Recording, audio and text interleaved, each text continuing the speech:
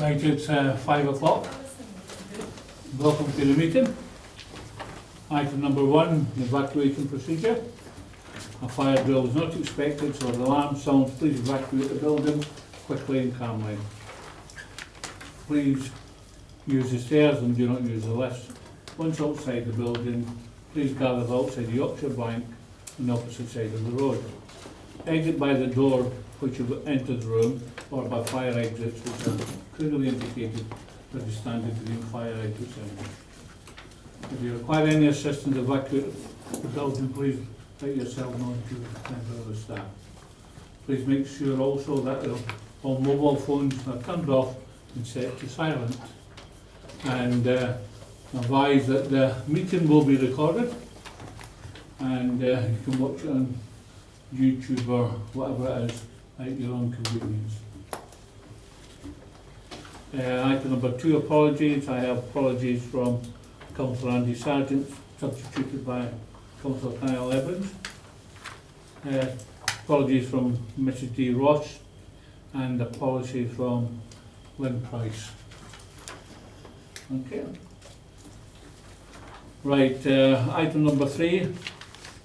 Can I sign the minutes of 13th of September? Thanks, Chair. Just to clarify, I was in attendance at the last meeting, but the minutes don't reflect that.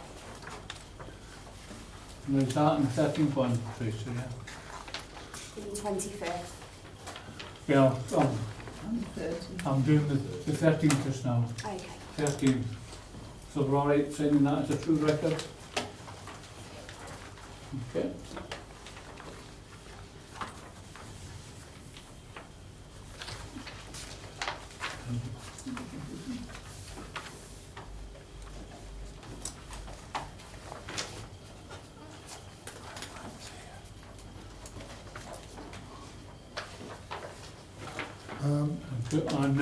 We're looking at attendance. I was at the 25th. Have you moved on to the 25th? I've just moved on to the meeting on the 25th, Councillor. I've got an amended Councillor Pomfret did, and that needs to be and you're saying the same, Tracy, as well, aren't you? I am, yeah. Yeah. So, Chair, thanks, Chair. After that, page 16, the panel requested the following information. Up to date, I have not received about the void properties or photographs or anything. Right. 16. Page 16. Page 16. There's page 16 at the top. Oh. The panel requests the following information, a list of where the void properties are. And I haven't received it at all. Well, first of all, can we take the two amendments first, right? And the 16th, you're saying, Councillor, you haven't received Yeah, on page 16. Okay. Just hold that, Chair. That's an issue. That's not an issue for accuracy. So if you take the notes first, and then you can pick up any issues. Yeah.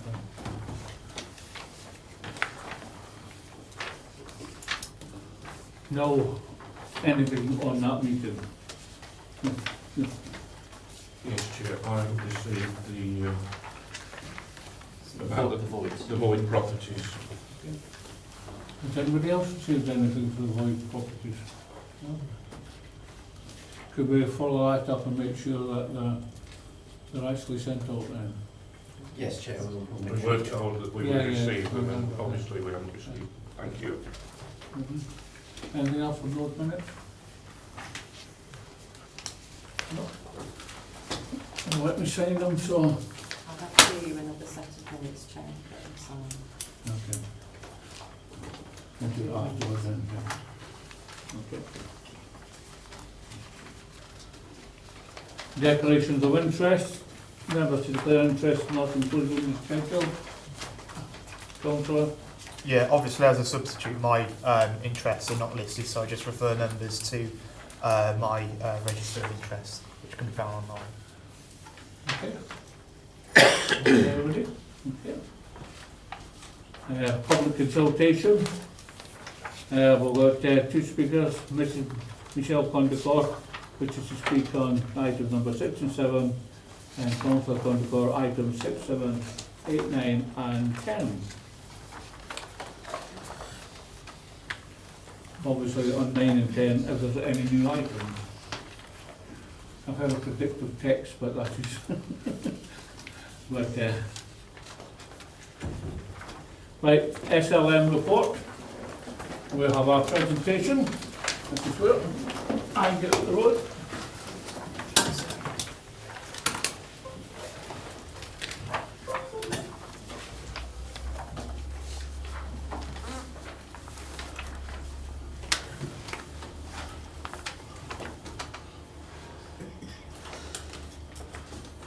Thank you very much, Chair. Thank you, ladies and gentlemen. Obviously, the purpose of my attendance this afternoon is to give you an overview of the Everyone Active contract in partnership with yourselves for the last 12 months up until the period of August, September of this year. The first slide that we'll come to is use statistics. That's across the 4 sites. The first 2 sites you see up there are Pingles and Jubilee.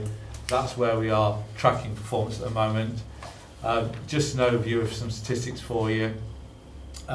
We're approximately 40% of the way through the year as per those statistics. Pingles is 4% ahead of its annual target. Jubilee is online. Eton is about 9% behind, and Bedworth is 3% ahead. So if Wendy goes on to the next slide, you can see that clearly our expectations for last year, despite some of the changes in the recent marketplace in leisure, we would hope to still be achieving those. The one site that is maybe a slight concern is Eton, with the seasonal changes that we have with outdoor provision at Eton. You might expect to reduce some of that deficit of 9%. We'd expect probably to be 1 or 2% behind by the end of the year. The next slide is how we report information to the authority. We have an industry-leading system which is called Single Customer View. We have that system in across all of our estate.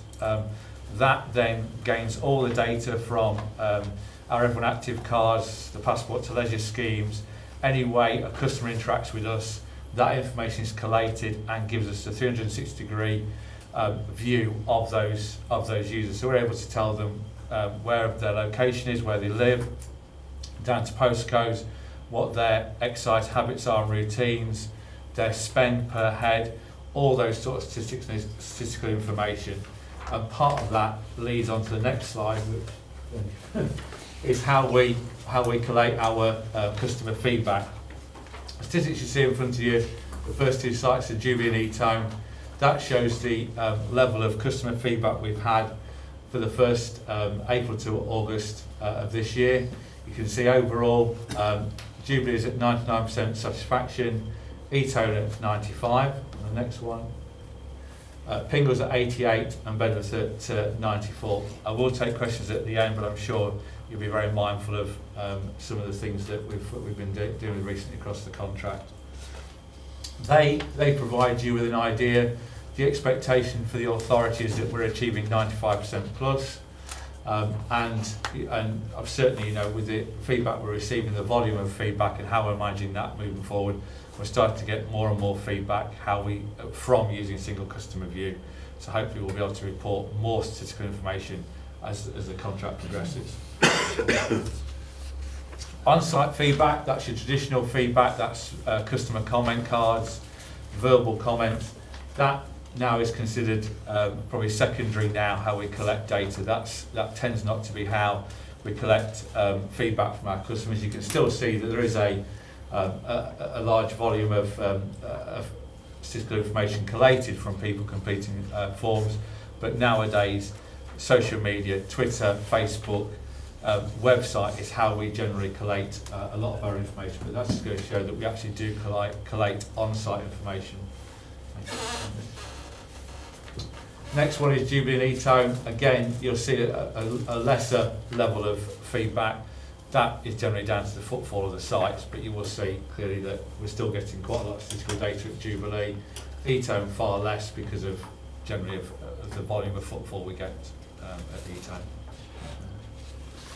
As an overview, in the last 12 months, all of the Nuneaton Bedworth sites have been through Quest, the external validation. Pings and Bedworth went through the Quest Plus, which is the secondary standard of Quest. There's Quest Excellence and there's Quest Plus.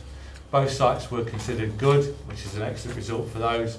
Nuneaton, because their operation were put into Quest Entry and again received good validations, which puts them quite firmly ranking very positively for across the industry.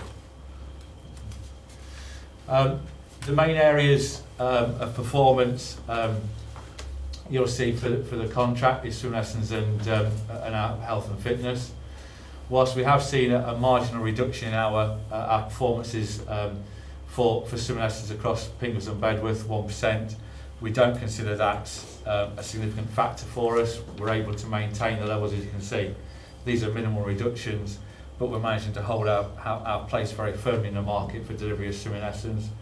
Unfortunately, the next slide is less positive. With the introduction of Pure Gym into the town, as you can see, we've lost approximately 600 members in the last 12 months from our facilities. You can see that breakdown there, 17% at Pingles being the most local site to the Pure Gym opening. Bedworth has had some reduction. That's now since recovered in the last 2 months to see. We're probably 9% behind there. And Jubilee, again, 27% reduction. That had a significant impact, again, because of the affordability of Pure Gym as we found in the town centre. Far more positive. The last meeting I came to, it was very clear the focus that was required on Passport to Leisure. The team now, in partnership with the authority, now have shown a 61% increase in Passport to Leisure subscriptions in the last 12 months. Very, very encouraging. If we go to the next slide, Wendy, that will give you a breakdown, and this information is available from Gurman or myself as well as a presentation, to see the areas that the team have been working on, and really to see the massive increase in improvement we've had in Passport to Leisure in the last 12 months. And it is a testament to Liam and the work he's done with the authority now to see some of those improvements. And we would hope again, through the plans that he's got for the next 12 months, that he will be able to move that forward again. I wouldn't anticipate another 61% increase, but certainly a good 20-25% increase again on the areas that he's been working on and the work he's been doing. So, some of the things that Liam has been doing to promote Passport to Leisure, he clearly does outreach days and activity days in the community. We've had quite lots of competitions in the community where we've been able to offer prizes to get people interested and to be people to participate in Passport to Leisure activities. We're going to far more events. We're definitely holding far more community events and, should we say, open days in schools and going to assemblies and presentations. And clearly now, the link between our Passport to Leisure link on our webpage and with the authority now is far more prominent, and all their marketing across the whole of the facility is far more prominent now in the work we've done with Gurmak and the team to have that very prominently. And as I say, that's a testament, I think, for the 61% we've had increase. And that is a very brief whistle-stop tour of everyone active for the last 12 months.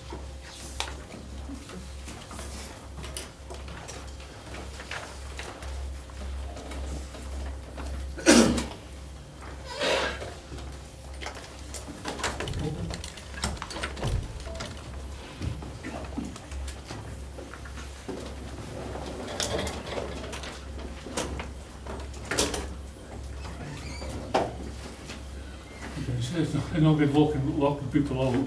Wouldn't want them in. Yeah, thanks for that. I've got two public speakers. First one, Michelle Condacor. Thank you. There were just a few things I wanted to raise. One, the biggest thing that seems to come up as dissatisfied is actually the cleaning. Okay. So what's actually being done to address that? But also I noticed very much on the response, on the feedback, its dissatisfaction seems to be much higher with cleaning on the on-site ones, which you say you're moving away from and things. But I think that is actually an indicator that people are really dissatisfied with that, because it's a much more immediate sort of thing. You know, if you find that the changing rooms or whatever aren't to your satisfaction and things, and you're really irritated by it and things, you're more likely to pick up a card and do it there and then. Whereas sometimes other things you think, oh, I must report that when I get home, and then by the time you've put the computer on or whatever, you've forgotten about it. Well, certainly I know that's how it works with me and things, but a week later I think, oh, I still didn't do that sort of thing. So I think actually, the cards and things shouldn't be moved away from, because that actually probably gives a more accurate sort of reflection on how people feel.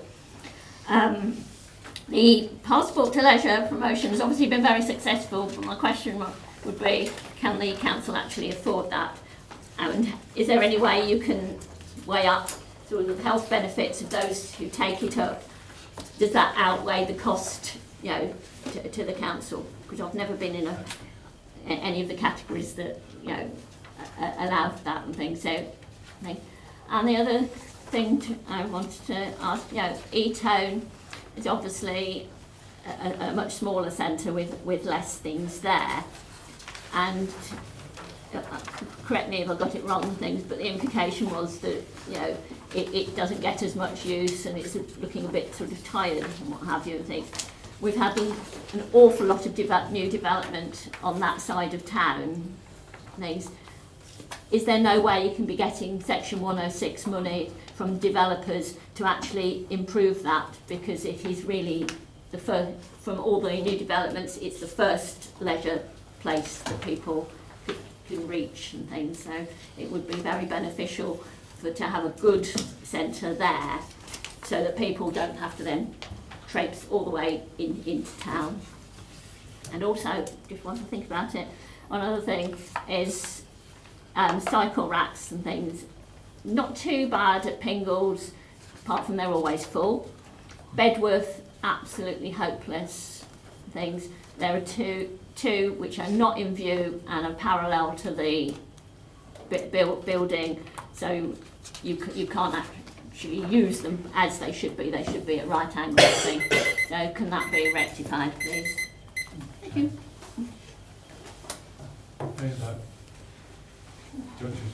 First of all, the comment with regards to the method of which people feedback isn't the fact we're removing it, it's just the fact that people's immediacy of, you can now QR code on our system. So all of our posters have QR codes, so people can self-scan phones and then put comments onto that. So it's not that we're moving out, there will always be a physical way of responding, just that people's habits of responding are now moving away from writing letters or from completing forms. They now do it very much as immediacy of click a QR code, put a comment, which is sometimes be on your phone, and move away in that respect. So from that point of view, absolutely, we understand that. From a cleanliness point of view, I would say that our sites do not suffer from cleanliness issues. Gurmit audits the site on a monthly basis. The amount of comments you have to the ratio of visitors in our sites is less than 1%.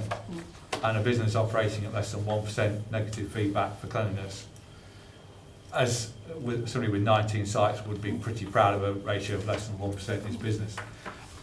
There is never going to be a site where I would ever be totally happy with cleanliness, absolutely, because there are times when clearly we have significant footfalls, swimming lessons, etc., depending on the weather outside, but certainly it's an area that we always want to improve on, absolutely.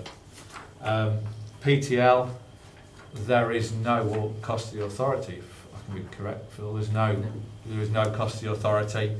This is something that we partnered as part of our contract. We deliver that at our own cost. It is in our interest to partner that development. Sorry, have I got it wrong then? Because I thought people with passport to leisure got free.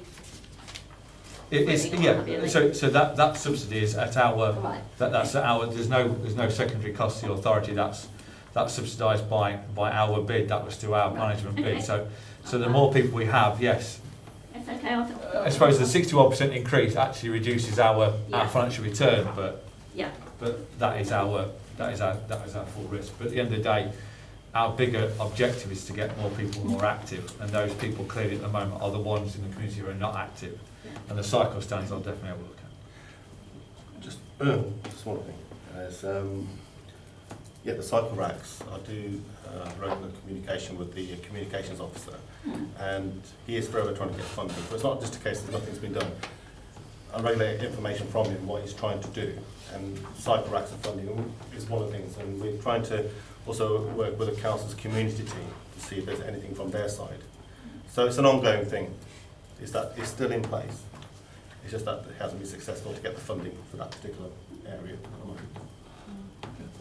Has any members of the panel got any points of clarification for the speaker? No, thank you. Councillor Condicourt.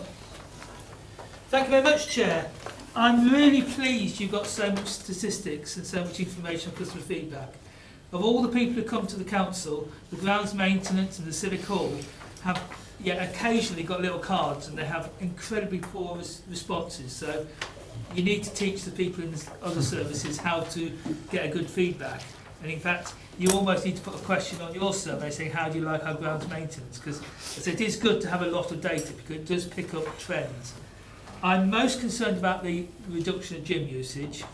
Obviously, there's been what I consider an unfair subsidy to Pure Gym, giving them a free car parking in the town centre, which I think is outrageous. I understand why it's been done, but it actually has probably put another gym out on Eastbourne Way out of business and changed the whole dynamic. So I think these big corporates should actually have a level playing field with yourselves and the other gyms in Nuneaton and not be getting a subsidy. But I'm really impressed you're actually trying to keep the figures up. So I think it is a positive report overall.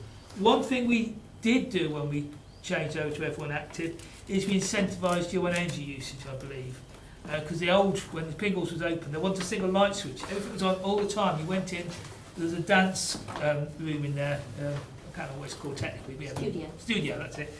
And there wasn't a light switch, so it had to be on all day. So it'd be useful to know how you're doing on energy consumption, because it was a very power-hungry building when it was first designed. I don't think the people who designed it had any idea about energy costs, and there was ginormous lights. So if you could tell us improvements on that, that'd be useful. Thank you, Chair. Okay. I mean, energy consumption, we've actually had a few complaints about being energy efficient. It's the nature of what it is. I mean, for example, the showers, they haven't got one to keep them on. They're on a timer, and that causes some kind of discomfort to people. So for certain areas, for example, you changed over light bulbs to LED around the centre. So some things, for example, I've seen myself, we've got changes in lights, LED, with the showers, for example. Just little tweaks here and there that they're adding to it. So I think on the wider scale, you look into the other stuff. Absolutely fine. Definitely. Anybody got anything else? Points of clarification from the speaker? No? Can I just ask a question about the E-tone, about the usage? You were saying with the speaker. Oh, sorry. Thank you very much. Now we'll throw it open to the panel. You're getting two steps ahead of Am I us. thinking too early in the gym? Probably. You and I. Yeah. I'm probably going to answer my own question, but the usage of the E-tone in July and August, what have you put that down to? Because one of them's virtually 50% down in August. We had, what did we have? We had picture refurbishment and what did we have? We had capital works. We had capital works. I think it was picture refurbishment we had in. I'm trying to think back. Yeah, it was picture refurbishment and. I can't remember what else it was. It was picture refurbishment. I think we had 4 weeks closure. There was quite, It was a 4 weeks closure. Pitch, So, which again will account for some of the 9%, but not all. Anything else? Okay. Councillor Pandare was signalling. Yeah, I've got Councillor Evans. Yeah, thank you, Chair. I've just got a few questions. Thank you for coming tonight. Obviously, you've got two competitors across the borough. You've got Nuffield and Pure Gym across the road. Both competitors are very appealing. Pure Gym's open 24/7. Both are offering free car parking, and with cheaper rates as well. So I want to know, as an organisation, what are you doing to ensure that your organisation survives? Are you bringing any incentives or offers in for the general public in order to ensure that the membership starts to increase a bit more? One of the main incentives is Passport to Leisure and the price freeze on the monthly memberships. With the Passport to Leisure, they've actually gone above and beyond the contract. They're offering more of a discount. So there's a huge discount on Passport to Leisure. But if you're entitled to it, it works out only a few pounds more than the actual Pure Gym membership, where you get pool and swimming and classes with it. So that's one incentive. But I think because if you're trying to compete with those sites, they're specifically orientated towards gym and class, whereas the centre at Pingles is the pool as well. So bear in mind, you've got those overheads to go with it as well. But the big incentive, from the council's point of view, is the Passport to Leisure, which offers over a third off, well, I remember a third off the price. But there's other things, I suppose, programs that you I suppose the difficulty is that you, as an organisation, as a mainstream leisure provider, we would be foolish to try and compete with Pure Gym on price, or even consider that, because that would mean that we would potentially come back to the authority and say we haven't got a sustainable contract anymore. Example, if I reduce my membership rates down to a Pure Gym level now, I would hemorrhage, well, tens of thousands of pounds every year. We have to be confident that we are offering, as government says, swimming pools, a different level of service, because the Pure Gym doesn't offer any colleagues whatsoever. There's nobody in there supervision wise. So we offer PT, personal trainers. We offer colleagues in the fitness suites. Yes, we still offer classes, and we offer virtual classes as well. But it's about making sure our level of service competes with that. Yes, it is a price point, and the industry now is very, very sensitive to price. One of my colleagues, County Councillor Jeff Morgan, who's the councillor for Whitestone and Bulkington, raised an issue a few months ago about safety in unsupervised gyms. He said to me he didn't really get a response with regards to that. What safety measures are in place in those unsupervised gyms? If someone was to have an accident and they're in there on their own, do you have like without appearing flippant? Pure Gym isn't manned with 4,000 members. Our fitness suites are manned with colleagues at peak time. We have PTs in there. We have regular supervisory. Our duty managers are attached to what around there. There are panic buttons.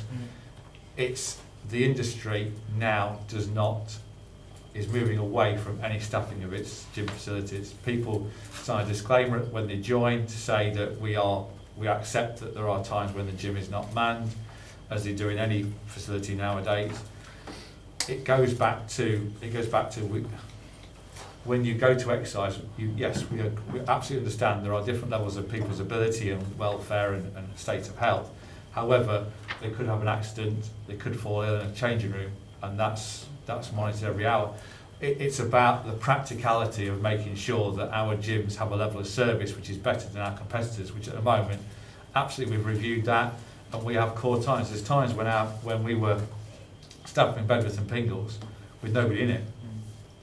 So in answer to what are we doing, we're having to rationalise our services to make sure we remain competitive, but staffing those facilities at core times when our customers need us.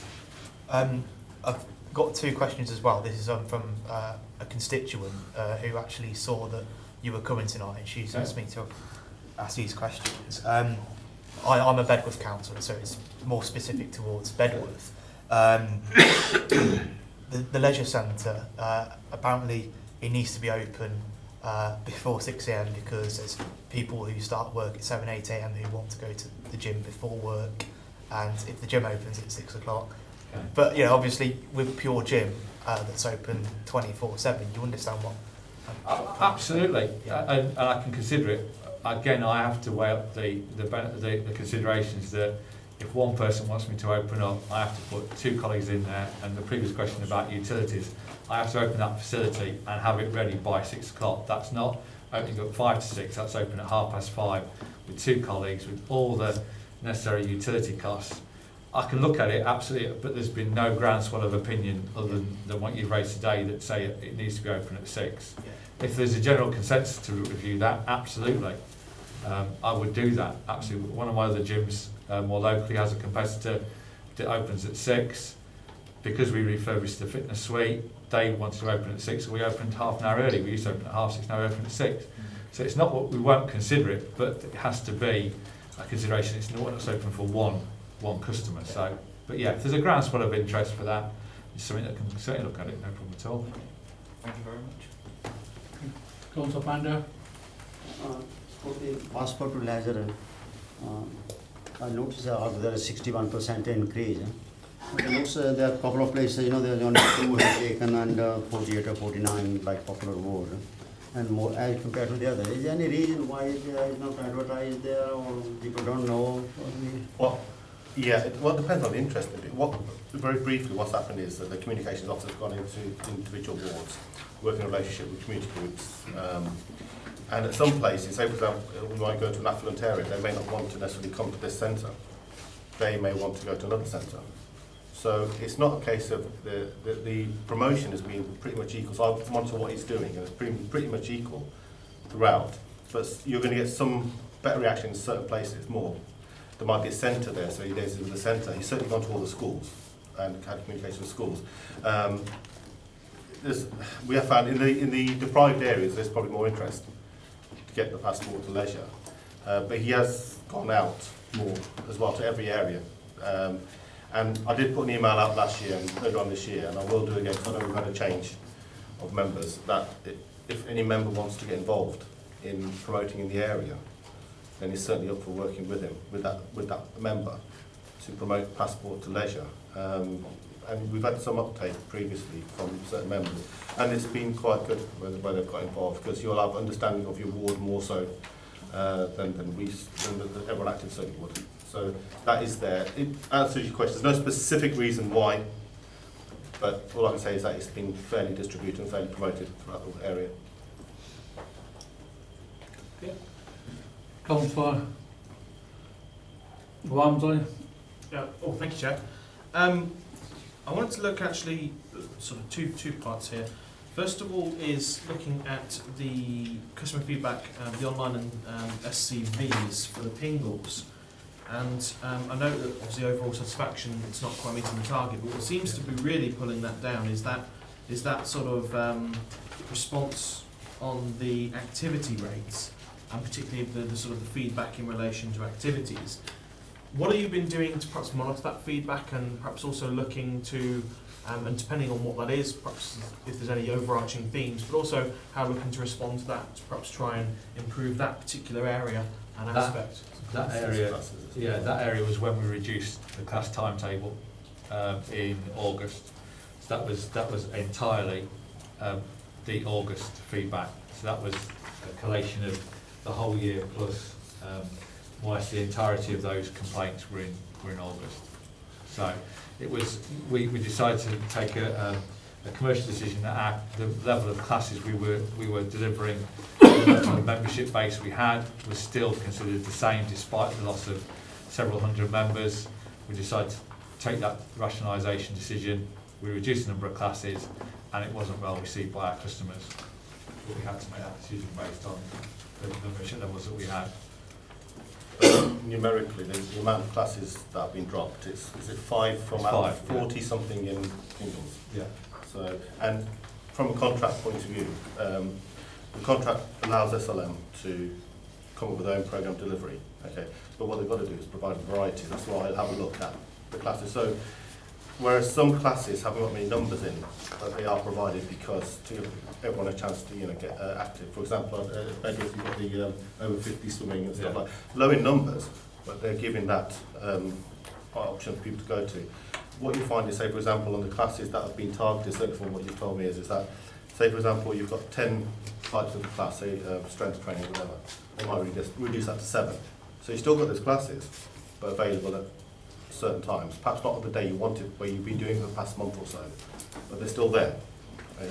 But there was also the replication of classes. So if we delivered a body pump class 7 days a week, or seven times a week in 5 days, we've removed 2 of those, so there's 1 every week, or 1 every day over the 5 days. So we've rationalised our classes, and clearly that wasn't particularly well received. But So you're saying it's more discussions about frequency of classes rather than necessarily breadth of classes offered? yes, because what you understand is that people get used to going to certain class, make friendships, etc. Get used to the trainer. When that class is suddenly cut, whether it's a trainer can't do it anymore, or whether it's a business decision, that particular class on a certain day, if that's not there anymore, the super people will feel aggrieved. But on the most popular classes, they're still there, but on another a day or another timetable. It's only when you, for example, you can't get there. And this is where, with the introduction of virtual classes, is to supplement the existing classes. So, if, for example, if a trainer doesn't turn up, you can do a virtual class, or to make use of the studio's dead time. So, you know, you can go to the gym and there's no class on with a trainer, but there's no one in there. You can go in, pull the screen down, and do a session. So, maximising really the studio as well by introducing virtual classes so we can coincide with the ones we're trainers. Councillor Wilson? Thank you, Chair. E-Tone is always going to be the odd one out amongst all of the sites because it's got the school there and you've got the child safeguarding issue. I think Mrs.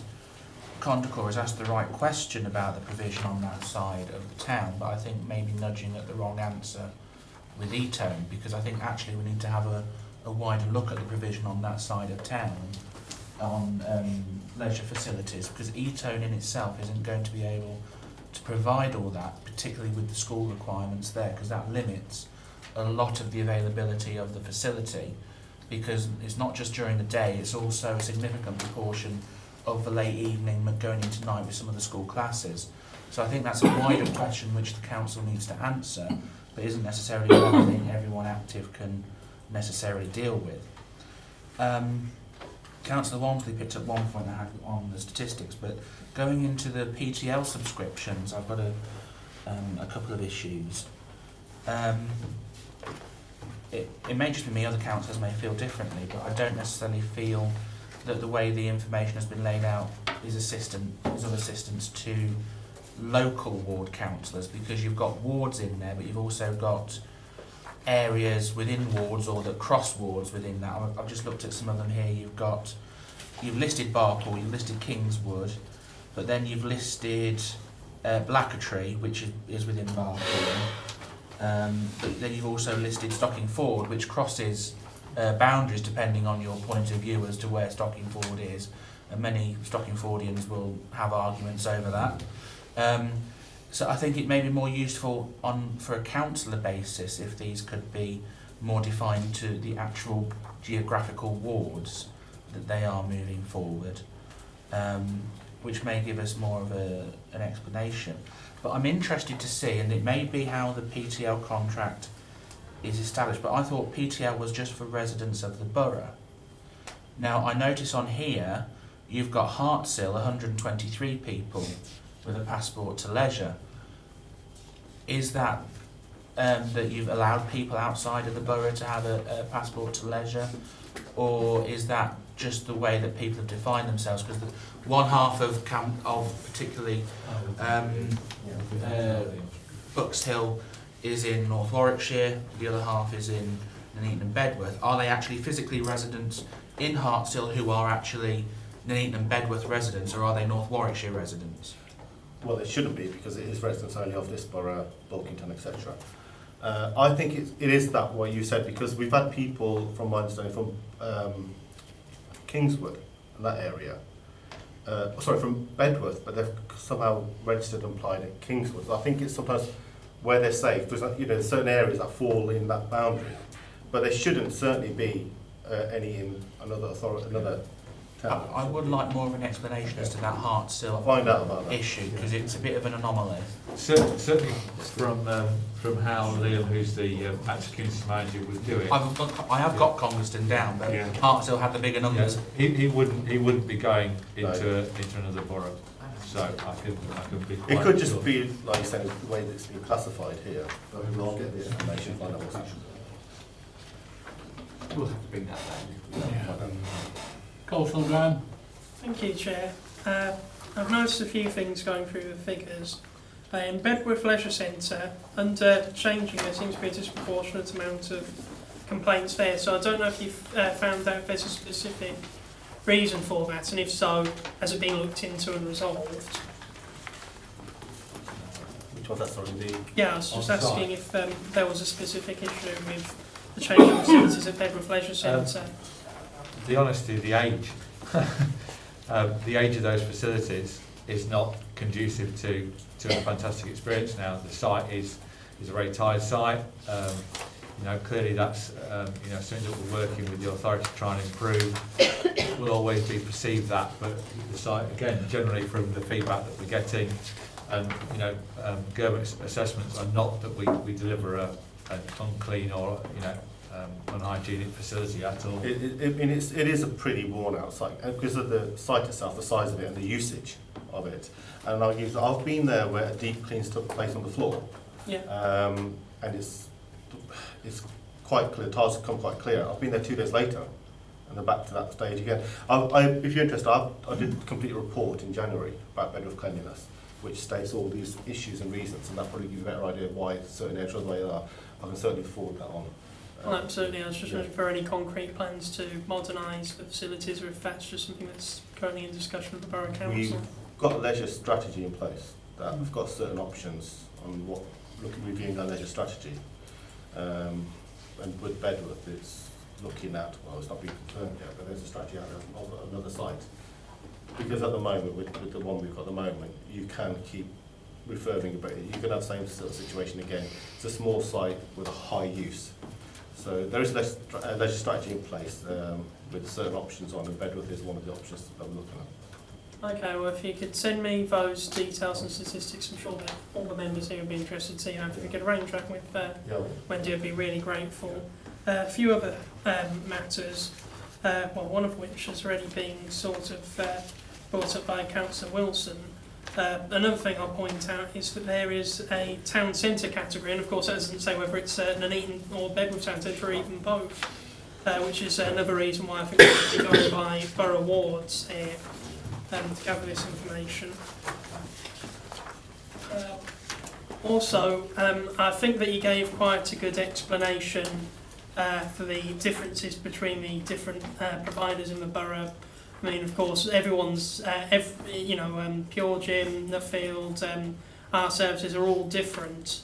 And I think you're right that we're never going to compete with them. We're just going to be able to provide different things. Absolutely. Those other, I mean, you know what you're getting into when you go sign up for Pure Gym. You're not necessarily going to see many people about, and you generally go there because you like to go to the gym at unsociable hours. Well, I do anyway. But I think that it's worth doing some sort of survey, whether it's through SurveyMonkey and promoted through social media, or whether it's just to people already registered to the service on what hours they would prefer to go, because we could be missing out on a particular time of day where a lot of people would like to use our services that's not currently accessible. So I think we do need to go on a fact-finding mission and do that, whether it's through social media, through contact our existing customers, or maybe a bit of both. I do think that's something that we should take from today. Also, with regards to the, again, the ward figures, well, not even ward figures, but area figures, I noticed that, and I think it's a good thing, there's a lot of people signed up from the Heath and Slough areas, which myself and Councillor Evans cover in different capacities. Do we know if there was any sort of specific sort of PR campaign to get people signed up in those areas? And that's as a result of that, because Councillor Pandair mentioned that there weren't anywhere near as many people signed up for our services in the Poplar area, and really it's just the other side of Bedworth. It's not really massively different from our areas, so we'd just like to know why lots of people are signing up in one part of the town and not so many in other parts. And Like if you had any sort of insight into No, I mean, the way, when I monitored this, the communications officer did it evenly across the borough. Yeah. But in some areas, they were more receptive, some areas they weren't. He did target all the schools. Again, some schools were receptive, some schools were not. Forms given out. So I think it's just this is where we're going to review it and find out what the issues are. It's been a year now since this started, where it's gone into the wards. I'm going to sit down and review with him, go over what's happened, analyse what's happened, and find out, you know, why certain areas. But certainly from initial, while I was doing it, it is some areas that just did not want to go to the centre. They probably go to Nuneaton or whatever. And some people, you know, it's just how they're receptive. But I'm going to sit down and review all this and why, the ins and outs and whys and what the reasons are, then bring it to the next one once we know. Well, I think that'd be helpful, because I was just surprised by the sort of stark geographical differences. I mean, you'd think that use of Nuffield and Purging would probably be fairly evenly spread across the borough, and so it seems a bit strange for ours. But if you could find that information out for us, and liaise with us to find some ways to get into the schools or other community. What helped him with when certain councillors got involved is that they have a link to the school with the school board of governors. And that's why I will send this information out again, because we've got a new panel, is that if you want to get involved, then you've got links and ties with schools, or just to push things along. Yes, please. And that's what we found on some of the successful wards, certainly the super output areas. There has been that input to get pushed things along. So if any involvement, yes, certainly. I'll do that again. Yeah, I'm sure if there's any way we can help, I'm sure we all will. Councillor Hancock? Yeah, thank you. Well, the councillors have quite rightly raised the issue over the listings of the wards, and it is confusing because there's things in there that don't exist, and there's other things about it, and I'll come back to that, Chair. But I mean, it is worth saying that old thing is we were, this authority were pioneers in the provision of passport to leisure, but I think more than ever we need to engage with the community and get as many people involved as we can. Personally, I'm not aware of any engagement within my ward. It might have been at schools, but we've got active residents associations that I know haven't been part of that, so we could maybe take that one on. So, I mean, the value of of using these facilities can't be underestimated, particularly with the statistics we have about health and well-being in the borough. So, whilst there seems to be some positives within the report, I don't think we can let up in trying to see how we can engage with people. And I also noted, I mean, some of these things, if I talk particularly about Bedworth Leisure Centre, and it was interesting to hear about possibly a way forward and having a new one, but it sounded like on a different site. And if it's a site I'm thinking of, I would be concerned, because where it is now is central to the town. Bedworth's not that big, everybody can sort of get in to that. But if it went on the edge of town, people on the other side probably wouldn't go down to it. So I'll be interested when we find out about that provision. Mrs Condacore and the officer both referred to, well, particularly the Bedworth Leisure Centre as tired. I think, well, that's kind of an underestimation as well. It's been there a long time, and there's no doubt it needs, I think it's gone past revamping, it needs a new build on that site. The life of it has coming to its end, I would say. So, yes, Chair, there's been an increase statistically on things, but again with Bedworth Leisure Centre, there's no doubt there have been issues within there, and for the users of the centre, I've certainly forwarded concerns onto the council regarding certain things. Some weren't happy about the new virtual gym arrangements, the cleanliness, but one of the main things that was of concern was that it appeared that there hadn't been any consultation with the users and the user groups, particularly around the virtual gym. And if we look, I'm sorry, I'm hoping somebody's taking notes, I'll come back on it all. If we look at the activities, unless somebody's going to tell me different, but Bedworth has never been treated equitably with Nuneaton, in the sense that if you've got passport to leisure, you can't use the gym facilities in Bedworth under passport to leisure, unless that's changed. You used to have to be told to go to Jubilee, and clearly that was not right. So, well, we'll get the answer on that one in a minute. Going back to the other complaints, I had complaints about the lockers and the cleaning. And again, it's all about this tiredness, really. It's always going to be difficult to keep somewhere clean if you've not got the modern surfaces that you have. If I could just take people onto page 32. It's that chart again, the dreaded chart with the wards. And for example, down there, there's something that's just listed as Bedworth. I don't know what that means, but it's got more over 60s listed on it, and juniors, well, all of it, as Bede, which is the ward I represent. So I don't quite understand that. There's one, no postcode. That, you know, maybe people haven't told you, but and if I'm picky, popular should be popular.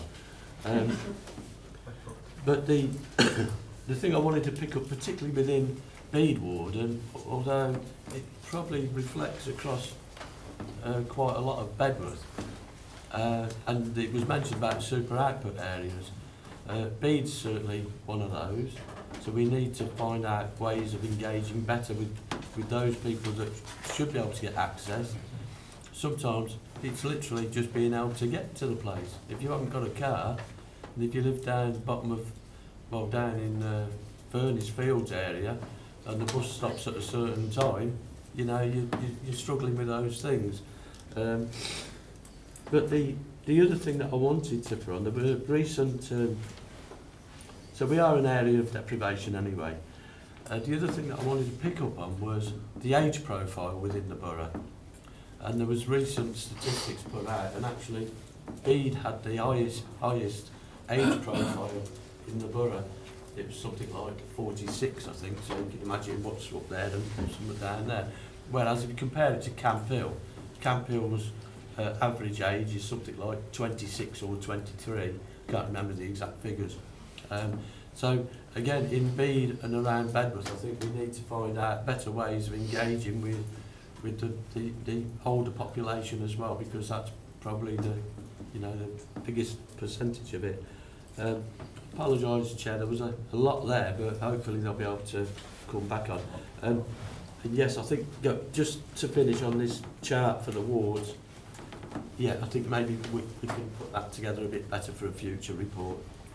I think it's the case that the people actually self-identify with the argument about Stockingford, how big is Stockingford, and also if you get into certain discussions in Marsden Lane and Bedworth, it goes back to the Civil War.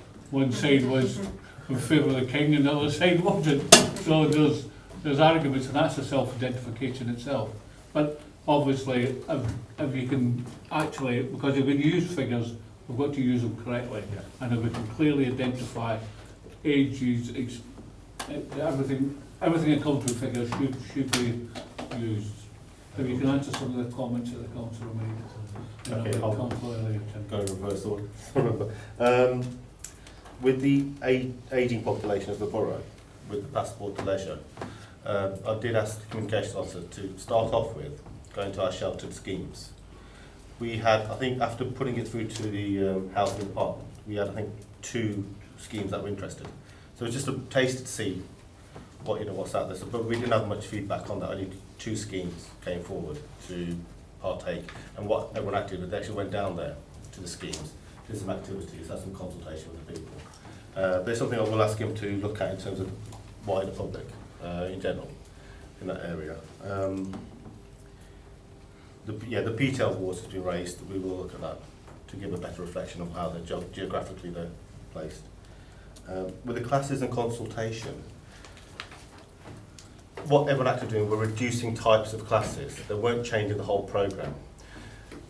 We felt that if you did a consultation, you more or less have people who go for one type of class will certainly say we just want that class and want that class kept. And that wouldn't allow then the variety of classes, because you might just have 5 people in the class, but we need to offer that class because it's a totally different type of class. They won't necessarily get a look in, because you'll have the whole one set saying we just want these types of classes all the time.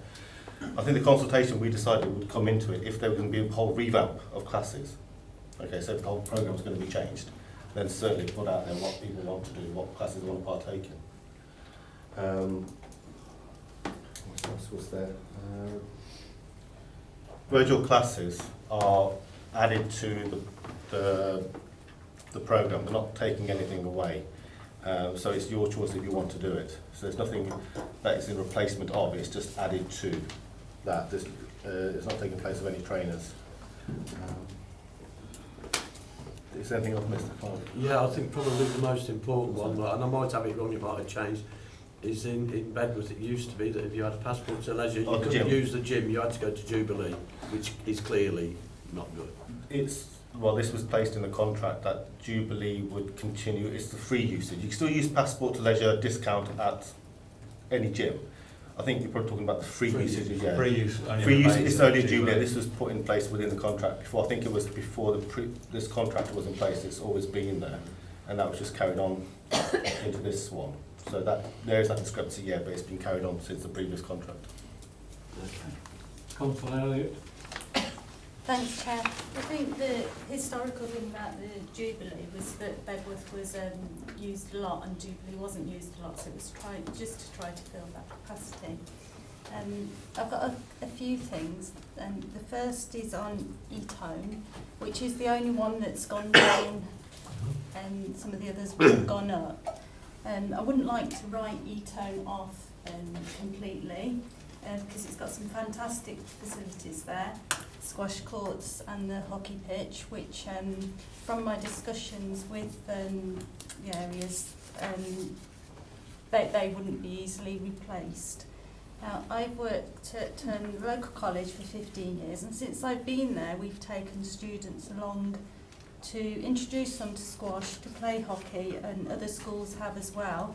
But since academisation, they've decided that that's a safeguarding issue. So I think that's quite easily overcome.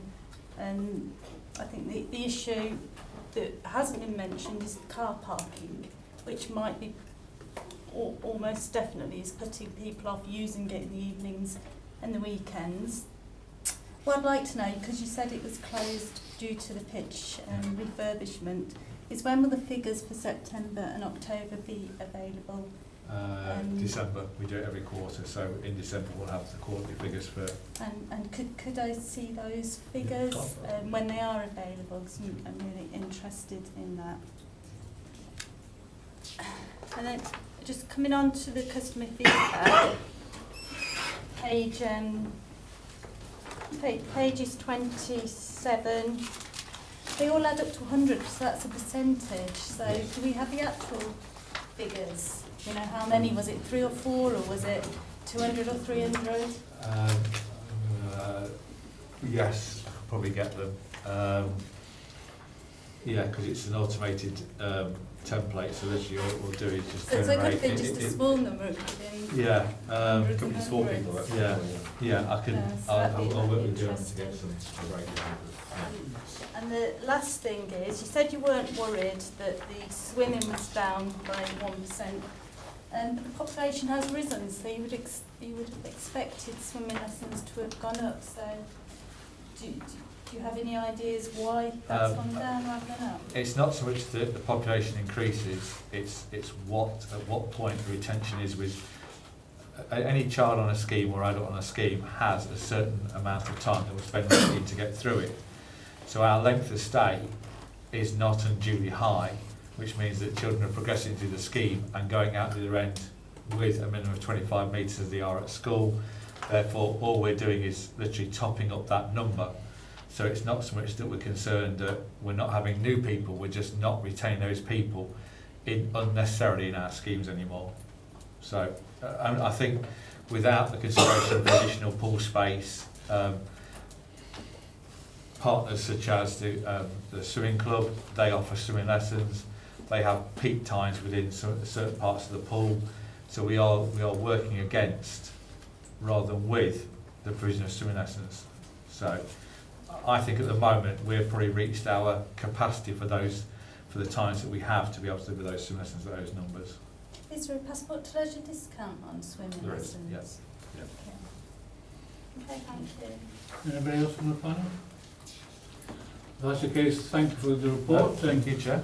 Hope you'll taken some of the views on board and report back what can be reported back, and thanks very much for your attention. Thank you.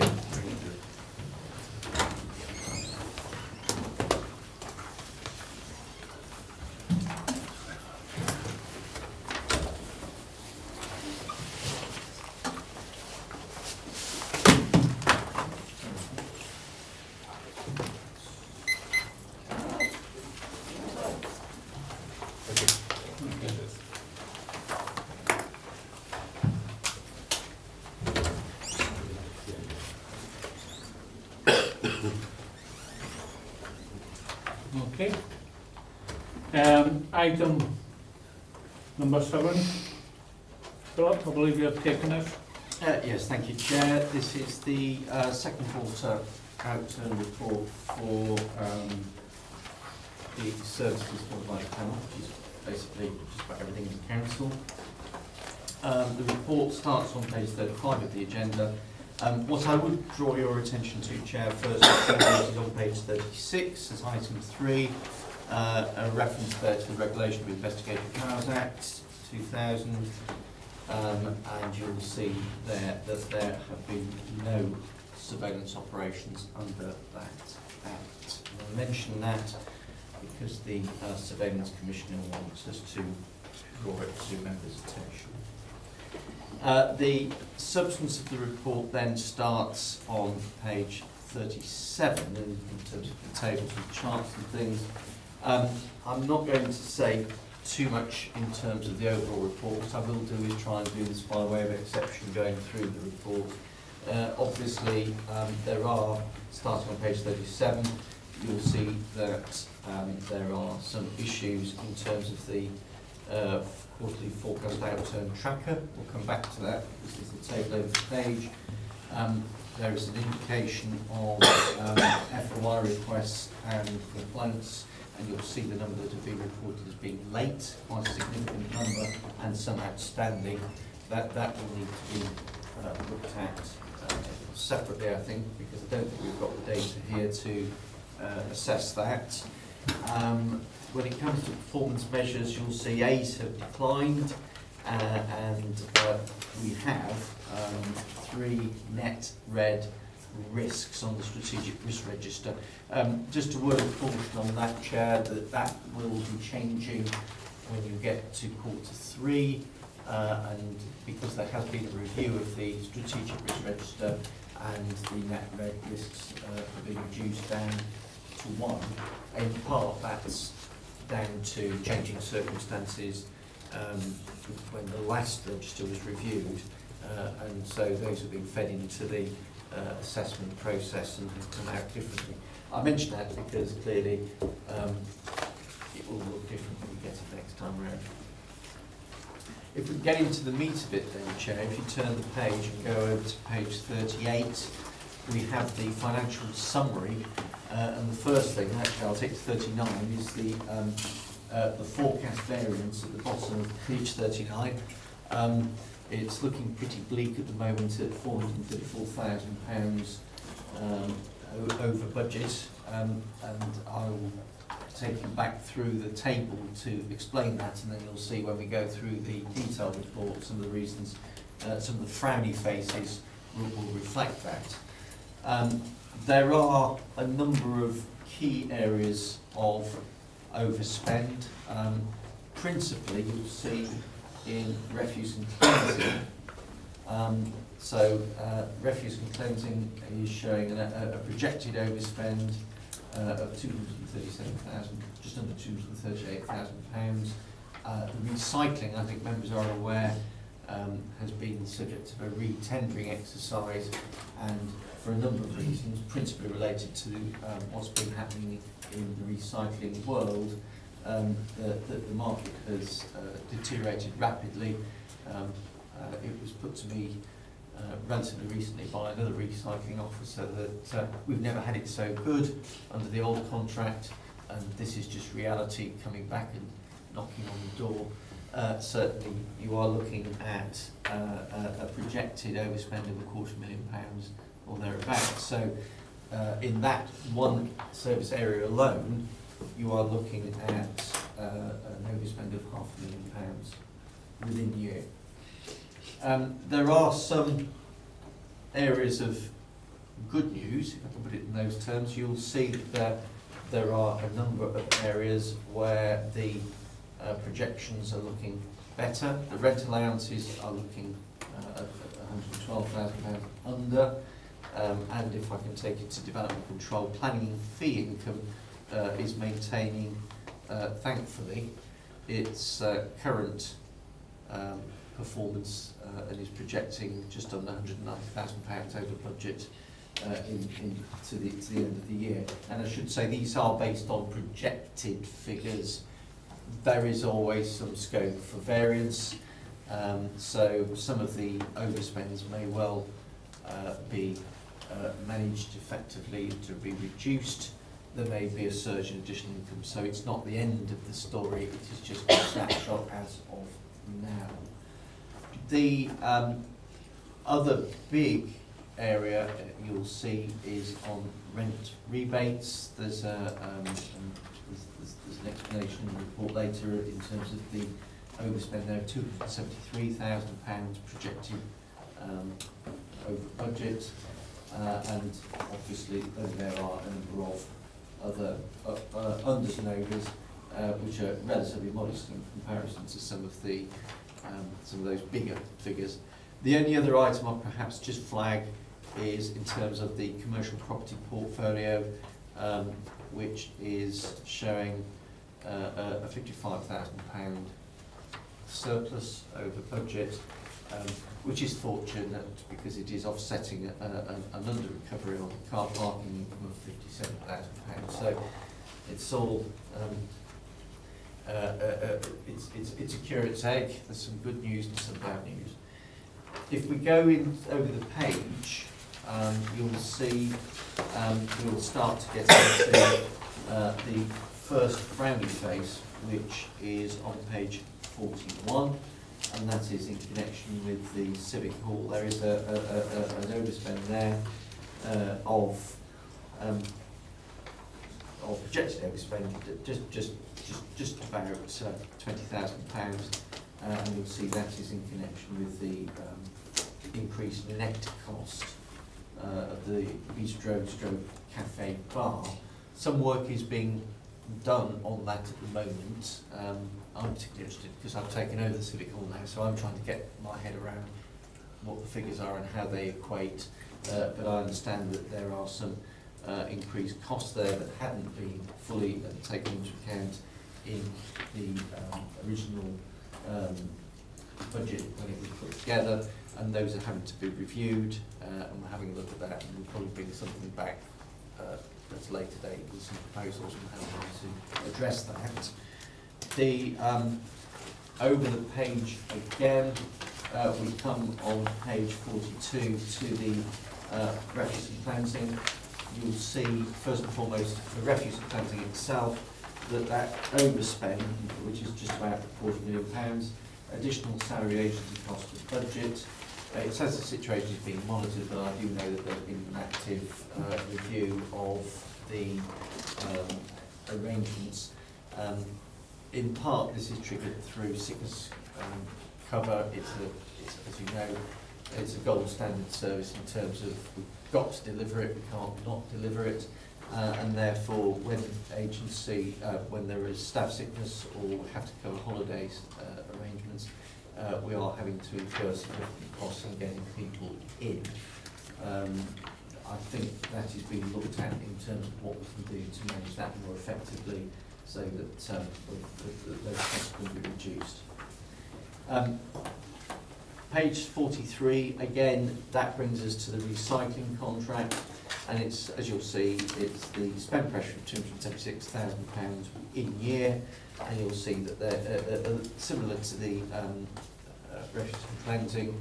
There is an issue in connection with additional salary and agency costs, again linked to availability of staff and also availability of drivers to undertake work on those rounds. And in that case, Chair, it's particularly grievous. If I can turn the page again, we come to page 45. Bedworth Market, you'll see there is a friendly face again.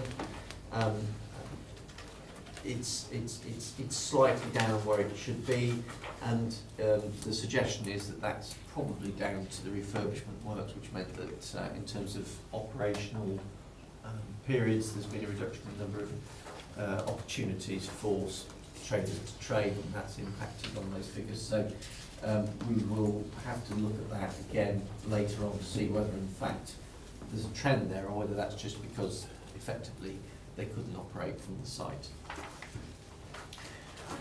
Over the page, on page 47, we're into town centre management and town centre footfall.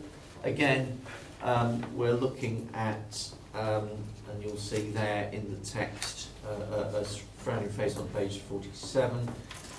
There is a little explanation that we're moving to GeoSense, and we hope that in time to be able to then have some comparative data over time.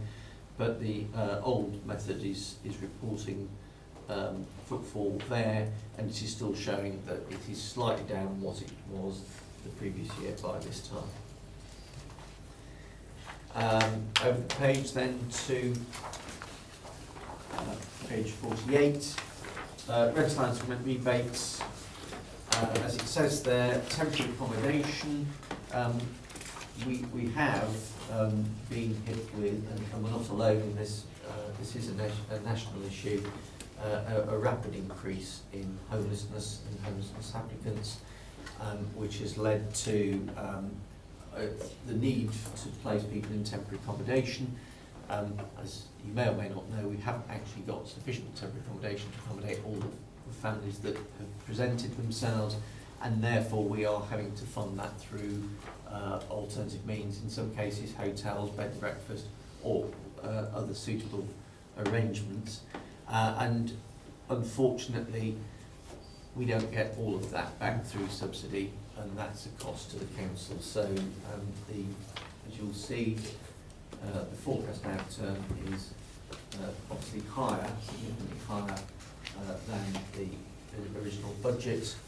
We are hoping, and we are looking at mitigating this, as some members will know, through looking at some options, both in Nuneaton and Bedworth, for temporary accommodation operated either by the council or possibly NABCEL, to provide a service which means that we can at least recycle some of that money which currently is going out of the borough in large part. Coming to some performance data now, you'll see that on page 48 that the change of circumstances claims, there's a frowning face there. It's a frown because trend-wise it's deteriorated, although you'll see from the text that the current benchmark, we're still achieving better than the national benchmark with performance. And then on page 49, there is for revenues a potential shortfall on the recovery of legal charges, and I should say that's legal charge in connection with recovery of council tax specifically. Coming to council tax collection on page 49, there is again, a deteriorating trend. Our performance is down on previous years. As you'll see, we are just below the second quarter profile target of 57.65, which is a lower point. So, hence the frowny face. My understanding is that we are looking at staffing in order to address that as part of that. Coming to page 50, you'll see length of stay, bed and breakfast accommodation, and this is the corollary really to the point made earlier about homelessness. We are struggling to deal with cases and find suitable accommodation, and that means people having to stay in temporary accommodation for longer than they should, and that's simply because there just isn't the accommodation available to re-house them. Page 52 then, private sector housing standards. There is I'm not quite sure why it's a frowny face, but you will see that the budget is going to be slightly over the budgeted amount. The factor is about £10,000 over. The explanation is that we're transferring the FILT grant to HEART. FILT, apparently, I am told, stands for Foundation Independent Living Trust. It's a grant that was given which has been transferred into the HEART budget, and therefore it's showing as or appears as an overspend on the private sector housing grant. So it's obviously an accounting thing that's occurred there. On page 53, NNDR increases. This is on car parks. You'll see that the forecast outturn is not that's the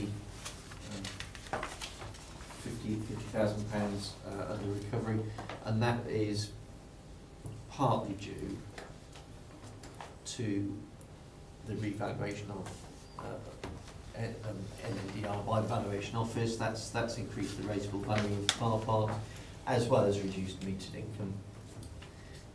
So there's and as it says there is an increase in fines income, but of course it's not sufficient to meet the reduction in usage and also the increase in NNDR costs for running the car parks.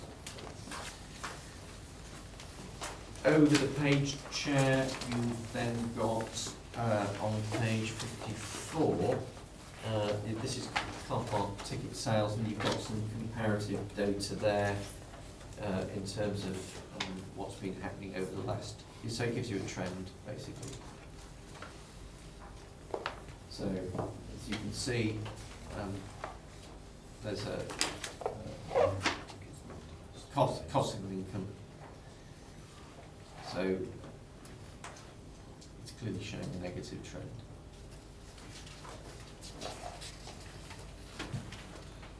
If I can move on to planning, Chair, on page 55. The average time to process planning applications is showing a negative trend. It's gone from 64 to 69 days.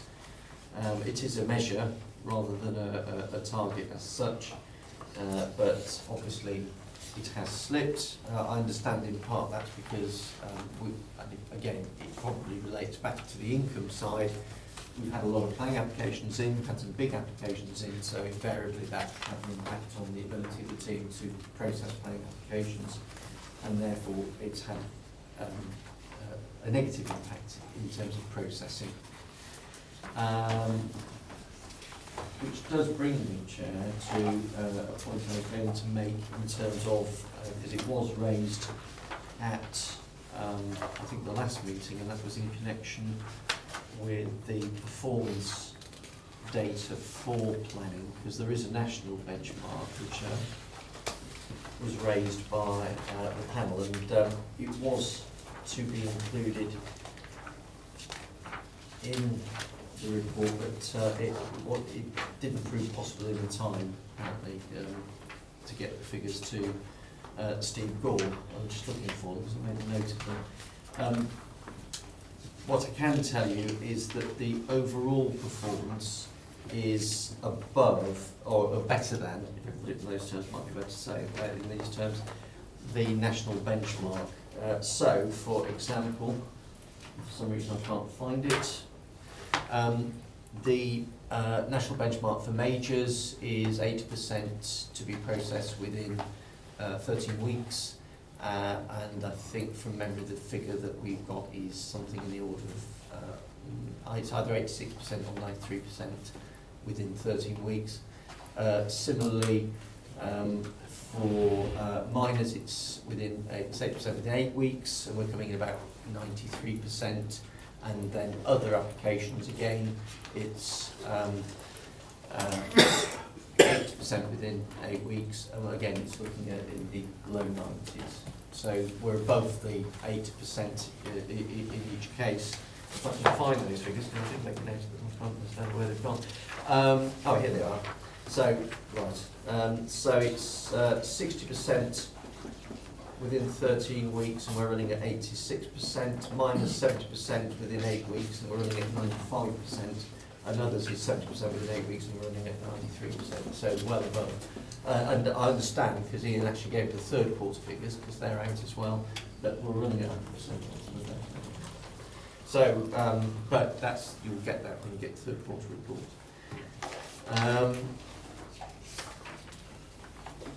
If I can just go to page 58. This is the re-let property end-to-end time, and again this is in-house. This is to do with voids, and as you know, and Councillor Guthrie made reference to this earlier, around difficult to let voids, in particular, that there are some issues around voids, so that is impacting on those re-let statistics. So invariably, it's a frowning face. Those are the charts, Chair.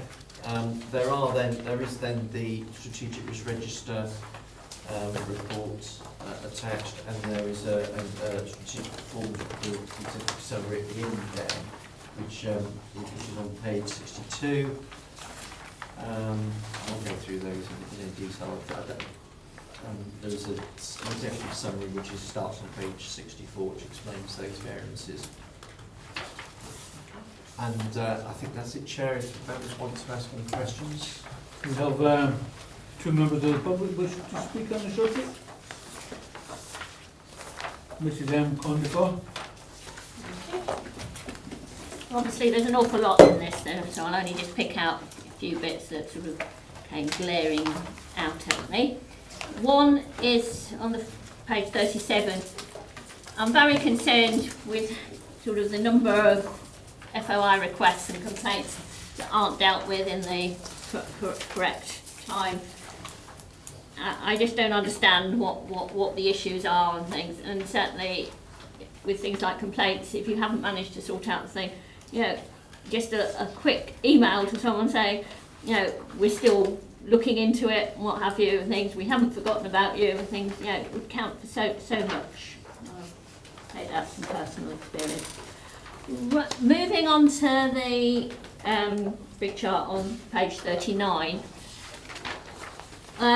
Regarding the climbing wall, I mean, it's actually probably a good thing that it's actually going to not be costing as much as it, you know, what was going to be, but it's still too much, in my humble opinion. But what I'm concerned about is, like, the last 2 days, Active for Life on their Facebook has been saying, oh, you know, this wonderful thing about climbing and things, and climbing is great. You know, I've done it, you know, for years, and I love climbing, but I've spoken against having this climbing wall right from the beginning, as you're probably aware of things. On this Facebook post, you know, promoting it, it said, oh, you know, find out where it's going to be and what have you. Click on the link, it says absolutely zilch about where it's going to be. So we need to actually get the marketing spot on, because we could actually make more money. Could you tell us where are you speaking to the report, please? The climbing tower contract, 32,000.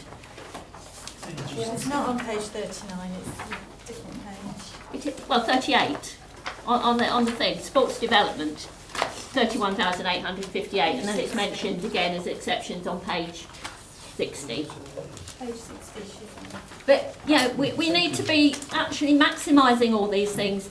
It's no good promoting something and then you click on a link and doesn't have any of the information, and half the links within that are dead.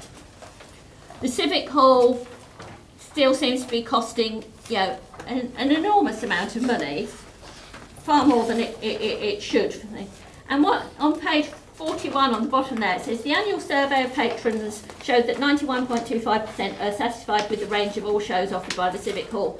It's no good surveying the patrons. Those are the ones that are already there. You need to survey those who don't go and find out why they don't go. And so you're actually getting more people. You need more throughputs to get more money coming in. You know, it seems ludicrous to only be, you know, surveying those who already go. Can I have a little bit longer because you actually queried what mine? I'll give you another 15 seconds in. Yes. The response rate for the parks, I mean, it shows a lot of improvement and things, but it's on a very, very small number of things. So, and of course, people are more likely to complain than they are to compliment. So I think you need to just make sure that that is a real improvement in satisfaction there. Okay, thank you. So, do you want to say anything? No, Chair. Anybody want any points of clarification for the speaker? No? Another speaker, Councillor Condacor.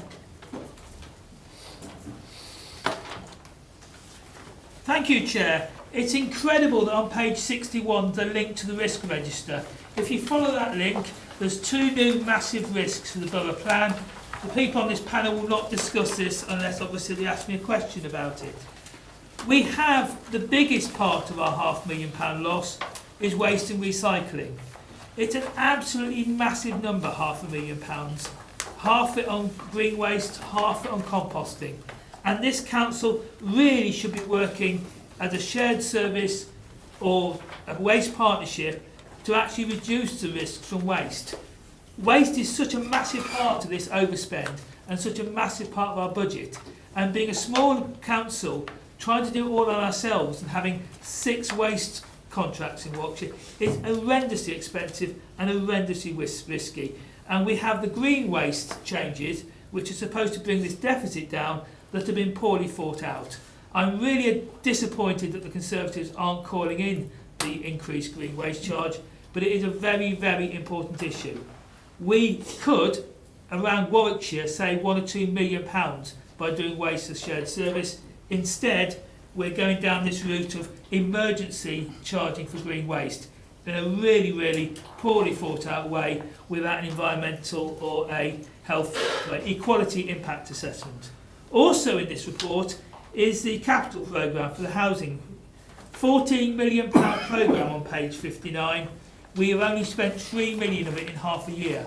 If you only spent 3 million of 14 in half a year, your programme is miles and miles out of kilter. My wife mentioned the climbing wall. This was mentioned 2 weeks ago at the Cabinet as a spending item. And Philip Richardson was asked then about the finance of it. I asked again at audit, and I sent an email to ask. I still have not had a definitive price for what the climbing wall will cost this year. Yet again, poor performance. There is so much in this report to be worrying about and so little time to go through all the items. But yeah, we are in a right mess and the risks are going to get worse. ITV have just announced that JLR are not going to order any new parts for 6 months. The economy is turning down and we need to seriously be looking at our risk register, seriously looking at these budgets to actually see how we're going to survive if there is a downturn and a recession coming. Because the country is in a right mess and this council is being well mismanaged. Thank you, Chair.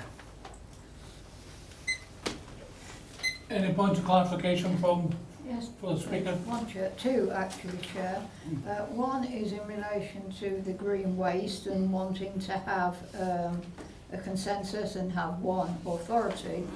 Is Councillor Conde not aware that most of the authorities in Warwickshire actually refuse to have the joint waste disposal and collection as one whole service? Because that's what's happening. In relation to the climbing wall, Chair, I'm sure that Mr Richardson actually gave Councillor Condacor a figure for the climbing wall at the audit committee on Tuesday evening. If I can just clarify, Chair, I gave Councillor Condacor the budgeted figure audit at the Standards Committee, but I have since written to him with the figure. He may not have picked it up yet because it was only early this afternoon. In terms of green waste, I am aware that we aren't cooperating and that needs to change. The green waste charge in Hinckley, for example, is £24. I said across Warwickshire, Chair. And on the climbing wall issue, that we do need to get these things properly priced up and actually have open access to information. And thank you, Councillor. It's open to the panel. Any questions from the panel? Councillor Evans? Yeah, thank you, Chair. Thank you, Philip, for going through that. It's very informative as usual. With regards to the Freedom of Information request on page 37, I submitted an FOI a few months back, but it was late. I accept that on some occasions it might be late if an officer's on holiday or off sick or is having to wait for information, but I didn't get any sort of communication from the council to say, look, we are still handling your request. It is going to be delayed slightly. Can we look at trying to bring that in? Because just for us to be more open and transparent with the public, I think that's needed. I couldn't agree. I was going to say disagree, but I meant agree. I can agree with you more, Chair. I will take that back with Chris Tideman. The process is meant to be that if the information is going to take some time to compile, then we would normally notify the person who's requested it that there would be delay and inform them of that and seek their agreement to a date by which we would provide that information. So if that's not happened, then that needs to be picked up. Councillor Wilson? Thank you, Chair. There are a couple of points within the report which concern me greatly. I think Councillor Condacor must have an undisclosed talent of either clairvoyance or telepathy, because he doesn't actually know what the Conservative group or I'm actually planning on doing with regards to the green waste. Perhaps he would want to declare those in his register of interest if he does have those talents, but I think he might be far wide of the mark in terms of what we are looking at. But he does raise, and this is a concern that I do share with him, about the impact of the proposed changes to the green waste collection, because when you look at pages 42 and 43 of the report, it looks at the waste collection and the recycling collection. These 2 pages, come February the 1st, will be essentially completely redundant, because we are not going to be having a greater proportion of total waste recycled and composted, because we are expecting only 32% of the existing residents who use the service to continue using the service under the new charge. So I would expect that total waste recycled and composted across the borough to go down, because you are reducing, by very definition, the pool of people who will be composting and recycling. So that target needs to be reviewed and scrapped, probably. We will see, in all probability, and this is from discussions I've had with the executive directors, on page 42, it says that the figures for the amount of waste going per kilogram of household waste going into landfill, a lower figure is good. We are likely to see that figure go up, because we're going to see more green waste go into the black bins. And this council does not seem to care one jot about the impact further on up the chain, because whilst we are not the disposal authority, by putting more green waste into the black bins, more money is going to have to be spent by the county council in actually disposing of the green waste which is not being disposed of adequately. And likewise, we will see changes in the bottom table on 43 about the amount being recycled. And Councillor Condacor is absolutely right, because I have spoken to the executive directors. Not one single equality impact assessment has been done on this proposal. Officers know it will disproportionately affect certain sectors of our community, but do not want to put into print which areas those will be, because they cannot say with any certainty, but they are likely to be the areas of greatest deprivation because people cannot afford those charges. So we are breaching our own corporate policies and aims and objectives, which are at the very front of almost every council document we produce and is about to be reviewed. So I think perhaps we should be framing pages 42 and 43 for posterity, because that we aren't going to see the like again in all probability under the current regime. On page 53, Chair, the results could not be starker according to that table, the graph about the amount of car park ticket sales. And it's far more easier to interpret in terms of actual income, because I appreciate there have been changes in ticket sales. So doing it in income is easier to interpret and actually give a truer reflection for comparison. If you look at those differences since 2015-16, we have lost £295,776 worth of income because of the short-sighted decisions by this council to use the motorist and the car parking users as a cash cow. And we are seeing that we are starting to cook the goose that lays the golden egg, because that is a significant chunk of money which could help meet the financial challenges of this authority. And I think we need to do something properly to actually begin to arrest that decline. So I would actually propose, Chair, that a working group be set up specifically to look at the issue of car park ticket sales, car park ticket income, and the way that we charge for car parks within this borough, because there has to be a better way of doing it that can actually probably generate more income for this council overall, but actually not affect sectors of our shoppers, our residents disproportionately than has already affected. And I think we need to do that so that we can actually help this council move forward with some of the financial challenges that we will be facing in the future.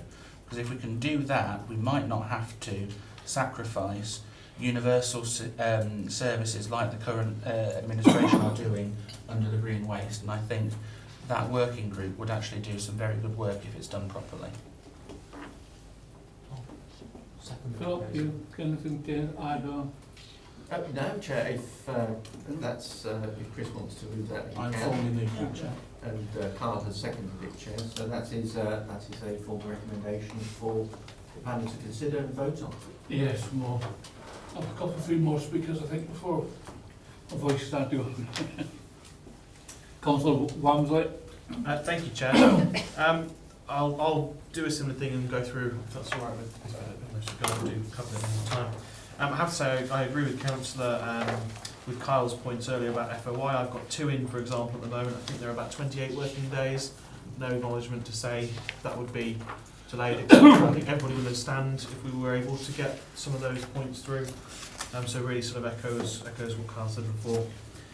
41, we've got, and we had this actually at one of our previous meetings in relation to the Civic Hall, the bistro and cafe bar and service being one of the increased net costs, which you heard from the director that actually, although there was a resolution by this council as part of budget to change the offering at the bistro cafe, that was failed to be implemented, and that's why this overspend has happened compared to forecast. So I think one of my questions really is what actually more can be done to ensure that actually when this council votes on a budget and sets a budget, that actually departments within this council are sticking and working to that and not doing something over and above because that's what they feel like doing. And particularly in this instance, it was very clear that the offering should be light snacks, cakes, biscuits from memory, and yet we know from the previous previously from the management there that this is now up to a full cafe food offering, and that's where the additional costs are coming. So we need to have more monitoring of actually ensuring that is done as budgeted. In terms of the refuse and street cleansing, actually Councillor Wilson has taken every single issue I wanted to raise with that, and I couldn't agree with him more wholeheartedly in that. Again, actually looking at the car park data and sales, again, Councillor Wilson has somewhat, his clairvoyancy as well, has somewhat covered the points I want to raise there. We need to really look at actually our metered income and actually looking at our ticket structures, because it seems, and a number of comments have been made to myself, is that what we want to do is incentivise longer staying, yet some of these cost bandings in our car parks, there are jumps from, I think, from memory £2.80 to something like £4 by going up an hour banding. And I think that actually we probably ought to be looking at those bandings, because what we want to do is, there are clearly people coming into town, and how can we look to incentivise them to stay somewhat longer? And I think, actually, that was everything I had. Thank you, Chair. Nothing. Councillor Elliott. Thanks, Chair. I just wanted to comment on the green waste, garden waste, because as a keen environmentalist, I'm really disappointed that we're going to have to look at charging for garden waste. But if you look on the government sites, they say that councils are likely to charge for the collection of garden waste. They don't care, the government. They're not providing us enough money to be able to provide this as a service. It's not a service that councils are statutorily have to provide. So I think it's very unfair to try and blame local councils utterly strapped for cash when the government don't care at all about the environment, as has been proved so many times. I just wanted to say that. Thanks, Chair. Anybody else? Oh, sorry to come to Brian, I've actually got your notes for it. It's all right, thank you, Chair. You're ticked off now. Well, that's good to know. Anyway, yes, talking about the green waste collections, I think we can't overlook how many people are saying, and I've overheard it, I've seen it, some people have even told me that they won't pay the new charges. So, as in terms of bringing in money, it might not have the desired effect as it currently is. Also, as Councillor Wilson said, there's the increased charges on increased use of landfill. Have we got the capacity for an increased amount of landfill? There's the increase to, having people having to tick off lists of people who are using the service, who aren't, who need to be charged, who don't need to be charged, because that's that extra admin cost is going to add to this. And you can only look at recent experiences in Birmingham where they have brought in green bin charges a couple of years ago, where you see bags of green waste dumped everywhere.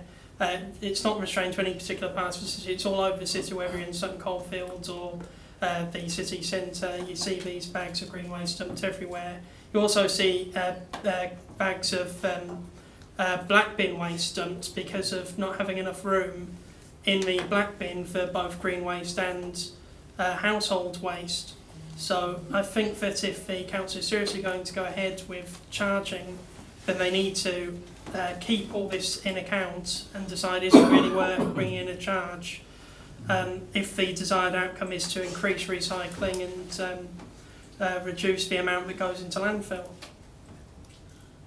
Councillor Tandy. Thank you, Chair. Thank you, Chair. In relation to the green waste, I think everyone is well aware as to why the charge is being put on. It's because of the increase in the recycling charges, which total somewhere close to £300,000, I believe. I don't think there was ever any expectation that charging for the green bins was going to cover that cost by any measure. Councillor Graham talks about all the rubbish and the black bags all over the street as a result of paying for green bins. I don't recall seeing anybody when I've driven around Rugby dropping black bags all over the place. Because I understand that they've been charging now, certainly for a couple of years. I don't recall that being a particular problem anywhere else. where people pay for their green bins. But of course, the cost of all this, of the increase in cost, is, as members are made well aware, is because recycling companies are now in a bit of a monopoly. Now they can charge exactly what they want because the cheap options have gone.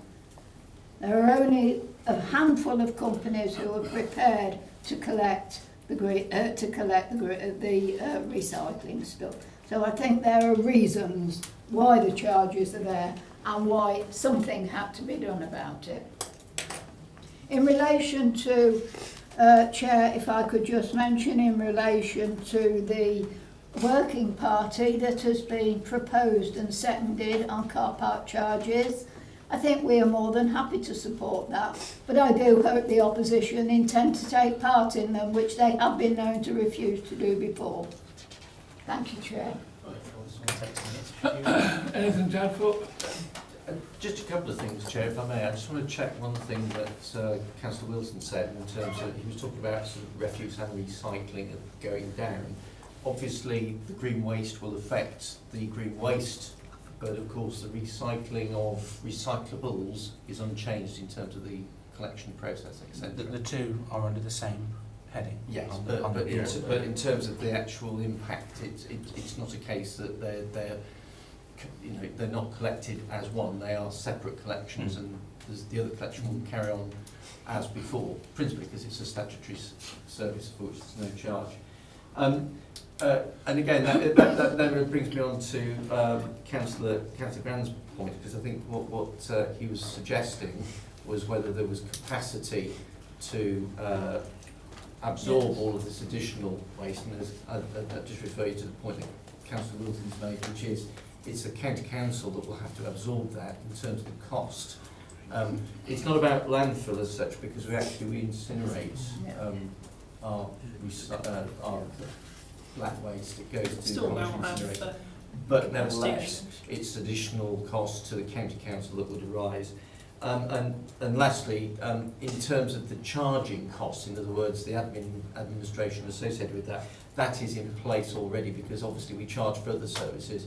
It's not envisaged that that will have an additional cost over and above what we already have, because there's capacity and the IT systems are already in place to do that. So that will just carry on, but obviously the number of bills that the issue will increase. So there will be some increase in terms of how that's done, but overall, in terms of staffing and systems, that's already in place. Councillor Hancock? Yeah, thanks, Chair. It's a pity that we don't live a bit closer to Whitley, isn't it? Because a lot of the refuse that's collected actually goes from waste to energy. And I think that now heats. At one point it used to heat the old Peugeot plant up at Brighton. I think that heats the council house and stuff in Coventry now, and some of the university accommodation, I think. So there are some positives that come out of recycling, and yet there are all these issues, and I think we're kind of in a no-win situation with this one about having to pay. Clearly it's not something that anybody wants to do. But as been said earlier, we have to recognise, and I'm sure everybody in this room recognise, the cuts that have been made to local authorities. So you've got to try and balance things up somewhere. What I found particularly interesting, it was a couple of weeks ago, I think, and there was a piece, I don't know which newspaper, be the Nuneaton News or the Telegraph, and on one page there was the thing about what we're going to be charging for green waste, you know, what's being said. But 2 pages further on, there was a company offering, it was about half a page about it, a private company offering to collect bins at £90 a time. So, you know, it's, I think, you know, if there's a charge, we will try to keep it as realistic as possible. Something that I would like to see us do, Chair, and again, it's difficulty because of the lack of finances, and it's a bit like health promotion really, is how we can promote more people to actually compost their materials, you know, in their gardens. And at one time there were various schemes. The county council, you could buy, you know, a rigid composter at a cheap price. Some years ago, probably before nearly everybody in this room was here, this council actually had a scheme where, that was even recyclable, a cardboard composter. So you put it up, it had a limited life, but it lasted you a couple of years. And I think we should be looking at those types of things as well. And I think those views should be put to the cabinet. Yeah, just on a couple of other things. We all, a lot of us attended a really good training session the other night about universal credit. And again, I think universally it was accepted about the problems that universal credit is creating, not just here, but nationally. And so kind of linking that into the problems we got with temporary accommodation, because we've been putting people in temporary accommodation as far as Tamworth. And so to see the work started now in the old Bedworth area office, where we'll be able to have some emergency accommodation. You know, we have to remember, it's unfortunate some of the wording as well, because they talk about homelessness, and actually a lot of these people need emergency accommodation. It isn't about people that are sleeping on the streets, it's about families and people that need temporary accommodation till they can be found something else. And in Bedworth over the years we've always had a problem because there's no temporary accommodation there. They've had to come to Nuneaton or Coventry or, well, say even Tamworth. And that has a real effect on if there's a parent that's working. I know I had one particular case where the parent had to finish work because they had to travel from Nuneaton to take children to 2 different schools, and you know, just time-wise. So we are doing some positive things to alleviate that. And just to end, Chair, I don't know whether Philip will come back on any of the comments, but they're probably just comments. I'd just like to ask one question if I could, and it was going right back to the start of your presentation, Philip. And it was the thing about the covert surveillance. Mm-hmm. Could I ask, does that include the dome hawk cameras that get put up? No. The dome hawk cameras are effectively deployed by the police. By the police, yeah. And they are overt. They are not covert. So in as much as you can see them. Yeah.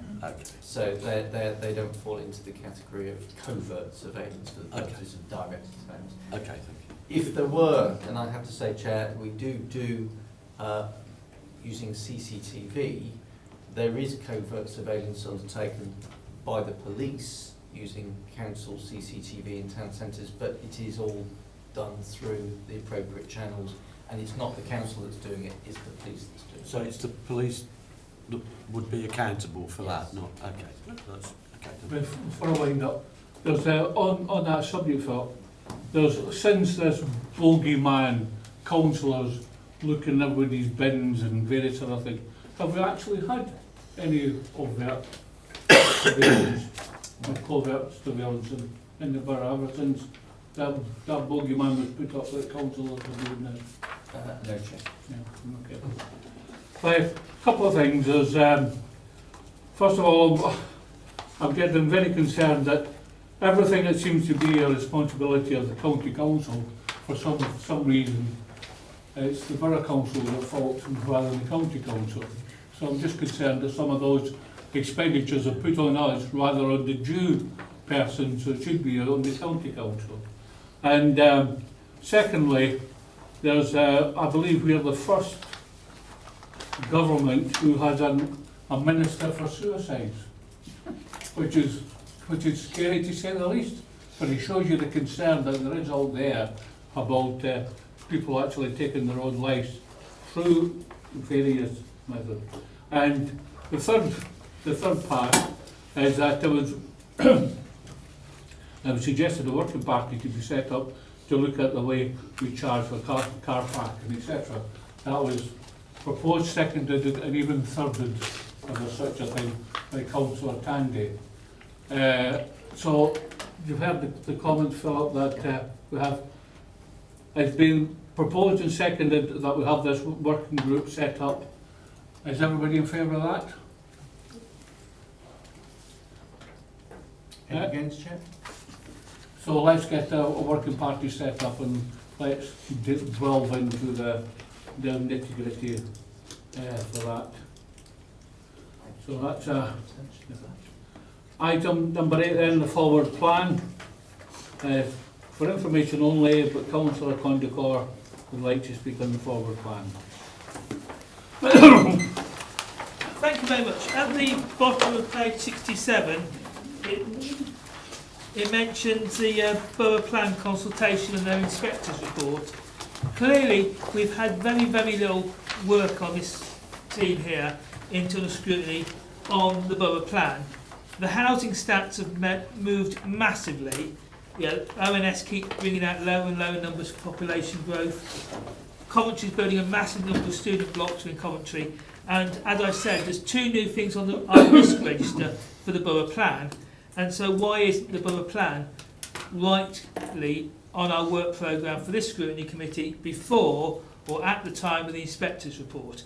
Because I say it's got new risks on our risk register. All the data has changed. We had the timetable for the Borough Plan published, I think it was the last couple of days. It's a 13-year project, the Borough Plan. We need to do some scrutiny on it, particularly over the numbers. And I know the MPs are writing to various people about it. There's been lots going on about numbers, but this committee has not discussed the Borough Plan. And secondly, I think we do need on the work programme and the forward plan something about these green bin charges, because there is, even if they're being implemented, we need to actually get the details right. Well, that's not on the forward plan, Councillor. Any points of clarification for the Councillor? No.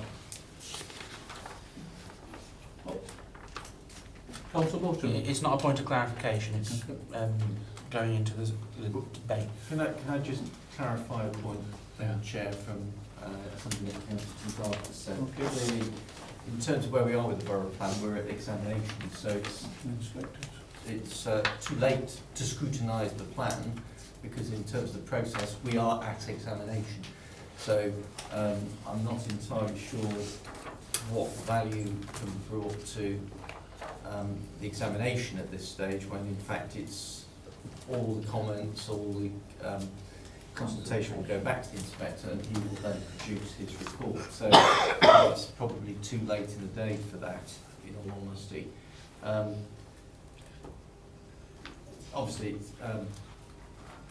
it's the forward plan, and the forward plan is just showing you that the intention now with those consultation delays is to bring the Borough Plan back to Cabinet, and then on the assumption that it does assume the inspector report that facilitates this, that it would then be referred from Cabinet on to Council for adoption. So that's the position that we're at. Yeah, thanks for that clarification, because as far as I was concerned, it's in the inspector's hands. And to have a meeting in order to see what the inspector might decide or might not decide, then have another meeting after he's decided what he's going to decide or not decide, seems to me to be a waste of time. Let the inspector do his stuff and let it come back to the council. Councillor Wilson, you were saying you're going to do something, civil group forward plan? Yes, Chair. It is on the same subject, but from a different angle. And I know Phil's going to give a bit of a blurry answer on this because of the timetables, but he might be able to clarify it more for me.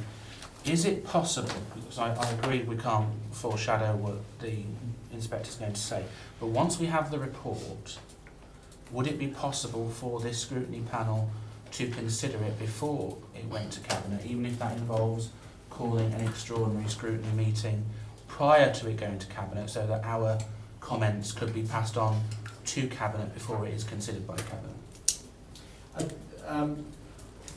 In principle, Chair, I don't see why not. It would be a matter for the panel to make recommendations, I guess, to Cabinet, and Cabinet take those and consider them. The only caveat to that would be in terms of what the timeframes might be. That's why I knew you were going to be a bit shadowy about But that. in principle, if this panel decided it did want to have a look at the inspector's report when it becomes available, because it will be published before it goes to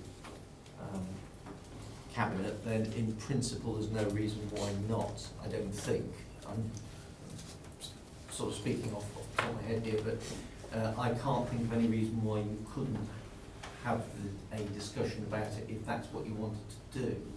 Obviously, the panel isn't in a position to change anything. All it could do is critique it, and perhaps if it feels that the inspector's, made some errors in it, or what have you, that you draw the Cabinet's attention to those, and Cabinet would have to take those into account. But that's about, I think, as good as it would get in terms of the process. So I guess the answer to the question is yes, but with that sort of caveat that it would be purely a critique rather than anything meaningful about it. If I may, Chair, I think if we have the possibility, and I say it's a possibility, depending on timing, I think it is important that this scrutiny panel does have that opportunity, because it is a vitally important document for the future of this borough. Whether you agree with what's in it or not, it's going to have an impact on the borough regardless. And if there are things in there that we need to draw Cabinet's attention to, I think we should have that opportunity to do so. So I would move formally, Chair, that if practicable, in consultation with the Chair and the Executive Director, I think it's the Head of Paid Service, Brent Davis, that an extraordinary meeting of this committee be convened to consider the Inspector's report, and any recommendations or comments to Cabinet be considered to pass on prior to Cabinet considering it. Second, Chair. Well, obviously, I'm not very keen on having meetings just for the sake of having meetings. And that just sounds like Very important. I'm sure at the appropriate time questions will be asked on the inspector. I'm sure at the appropriate time also that there might be a call-in or whatever. But I don't think calling a meeting just for the sheer hell of calling a meeting, I'm not all that in favour of. Councillor Tandy. My concern, Chair, is that should we have that meeting, should we have it, I'm not sure whether I can see a problem with it or not. What I would not want to see it turned into is a public meeting with loads of people here shouting and screaming at us. And that is the part that bothers me. I don't see a problem scrutinising, but if we're going to get hordes and hordes of the general public in who are going to know nothing but shout and scream at us whilst we're trying to scrutinise it, then I would have a problem with that. Councillor Evans. Yeah, I want to speak in favour of Councillor Wilson's recommendation. I think it's a great idea. Chair, I actually think that this document is vitally important. We have to scrutinise it. It's the biggest policy that this council will deliver in this generation. It's vitally important. And where I disagree with Councillor Tandy is I very much hope that members of the public do turn up, because at the end of the day, the consultations have been absolutely dire. So it's only right that they have the opportunity to come in and speak to councillors like yourself face to face who want to push this borough plan through. Chairman, could I raise a point? I never said about talking. I said about them coming and screaming and shouting at us, which is exactly what has happened in the council chamber whenever it's been raised. I understood Councillor what you said. Councillor, would you wish to continue? No, I've made my point. Councillor Grant. That's the whole point of this. Yeah, I was just going to say, if we don't want the public getting angry, then perhaps the council should stop doing things that make the public angry. But, I mean, wouldn't it be awful if the public came to our council meetings and, came to a scrutiny meeting to scrutinise what's going on at the council? Chair, I have no intention. No, Chair, sorry. Point of order then. I have no intention of rising to the bait that has been thrown out to me. So if you don't mind, I will support having a meeting if it's practicable. but I will have plenty to say if the opposition bring along all their friends simply to shout and scream at us when they don't like what we say. Councillor Hancock. Yeah, thanks, Chair. I think what we're meant to be deciding is whether to have another meeting if it's practical. And I have to say, I put down one of my finest achievements on this council as working hard to get public participation at all meetings possible. And we were one of the first councils to do that. Even the county councils still now don't allow full public participation in their meetings or the full council meetings. And I'm sure that whoever chairs... What's your point of order? Yeah, thank you, Chair. Could Councillor Hancock's list which committees those are, which the public are not allowed to attend at Warwick County Council? Full council. That's not true. I sat in full council meetings at Shire Hall. No, they can attend, they can't speak. She can. Chair, if that's the case, I apologise. It's not. It's only been recent then. Thank you, Chair. I lost my track now. Public speaking. Yeah, well, I mean, we should continue to have public participation, and I have to say, I think anybody that chairs any meeting of this council, whether it be a committee or a scrutiny panel or full council, will be able to handle any issues if they arise. I don't think we should be preventing people from attending. I don't have a problem with people attending meetings. I don't have a problem with scrutinising anything that happens within the council. I still object to calling a meeting just for the sheer hell of calling a meeting. And there's other avenues, I'm sure, at the proper time. And when you look at the forward plan that we've got in front of us just now, it's fairly, there's still a lot of stuff that we have actually got to turn around and do. And I think that at the appropriate time, when it comes, there won't be, as far as, well, it's up to the committee, but I shall vote against the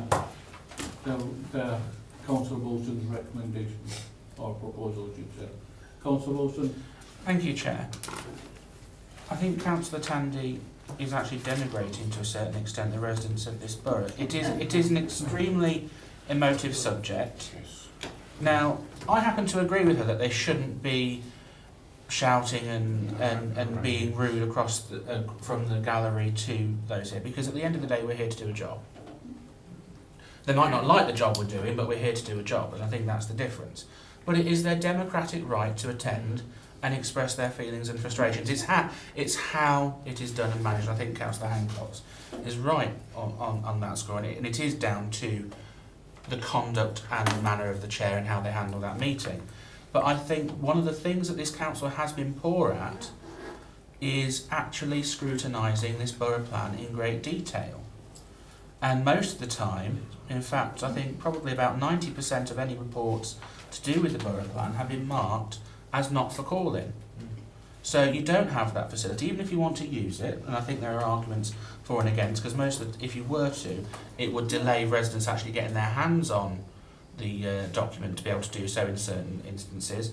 But this is an opportunity, before it gets approved by Cabinet to go on to Council, to actually drill down properly as elected representatives and doing the scrutineer's job, which we are supposed to be doing, to look at that report and pass comment on to the Cabinet.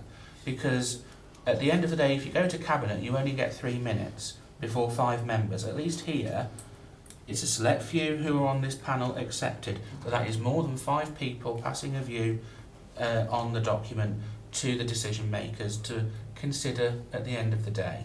I think it's right and proper that we should be doing scrutiny on this issue. I don't think it is a wasted meeting. I don't think any scrutiny meeting is a wasted meeting, and I think it's sad if anyone does view it that way. I know not everyone likes scrutiny, but it is, at the end of the day, what we're elected to do, and I think it is right and proper that we do so. It's down to the conduct of the chair at the end of the day in how they handle any issues coming from the gallery.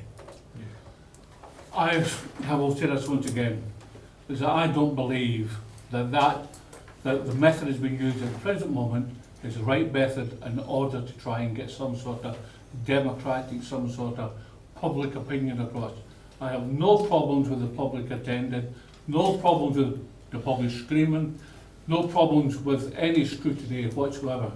But as chair of this committee and the stuff that we've got in the work programme, I cannot see in our work programme a place for, as far as I'm concerned, a committee for a public meeting that has got no reverence to the council. It'll go in front of the cabinet, I'll go in front of the full council, and I'm sure there might be a full council meeting called after that, etc., on that specific thing. I don't think it's for this committee at this stage in order to, or this panel at this stage, in order to deal with it.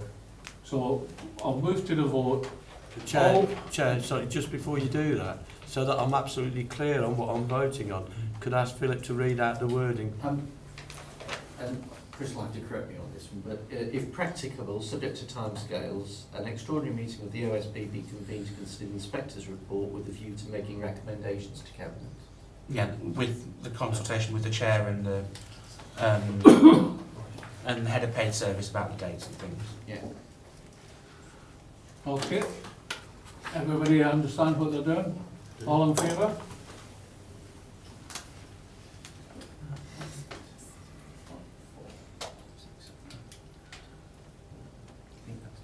Can you keep your hands up for me? Okay.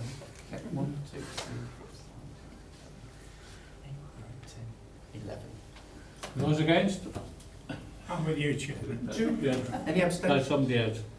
Was there any abstentions? No. No, I believe that's a lot. Full house, Chair. Right, so that's the wishes of the panel, and we shall go to the wishes of the panel. The work programme in front of us at the present moment, on item number 9. There's no other items except for the item that we just talked about, possibility of that coming forward.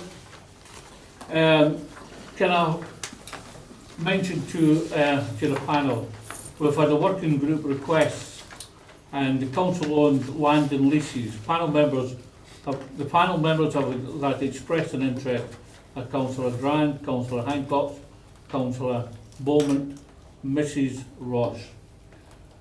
Now, I understand that that is enough to have a working party. All right, the working party. Is there anybody else interested in sitting in this from this panel? I think it has to be from Councillor Candy. Chair, it is normal for group leaders to decide who sits on panels. No, this is volunteer. This is the working party within the Okay, on working parties then. It's we've asked for volunteers for this working party. Okay. Anybody else willing to volunteer to go on this working party? Could we have the names again, please, Chair? Councillor Glenn, Councillor Hancock, Councillor Bowman, and Mrs D Ross. Move that, Chair. Okay. Second that. So we'll ask we'll ask everybody to attend the meeting so they can pick a chair and move forward for that. Now let me say something that a bit of clarification of my point is that some time ago we were talking about working parties and groups, etc. I actually thought that in the Constitution that there should be a maximum of 8 people, maximum. Apparently the maximum is 9, so I've got to correct myself for that. And my apologies if anybody got anything wrong for that, but I had a word with Philip. 7 to 8, Chair. 7 to 8, and we got it sorted out in the end. But I wasn't trying to mislead the panel of that. It was my interpretation. I got it wrong. I thought the maximum and minimum were the same. So my apologies to the panel for that. But no, we've got that clear. And there's no any other business as far as I'm concerned. Sorry, Chair, I did ask to speak on this item. If there was anything. No, that's your choice if there's anything. I would like... No, there's no items. There are no items. There are things on this working party that are being Michael. discussed, that should be discussed, particularly the 5-year Thank you. hazard supply. Thank you very much which I've got on the for your programme. attendance. I'll Put it close the through the meeting. officers then. Close the meeting. Cheers. Thank you for your attendance.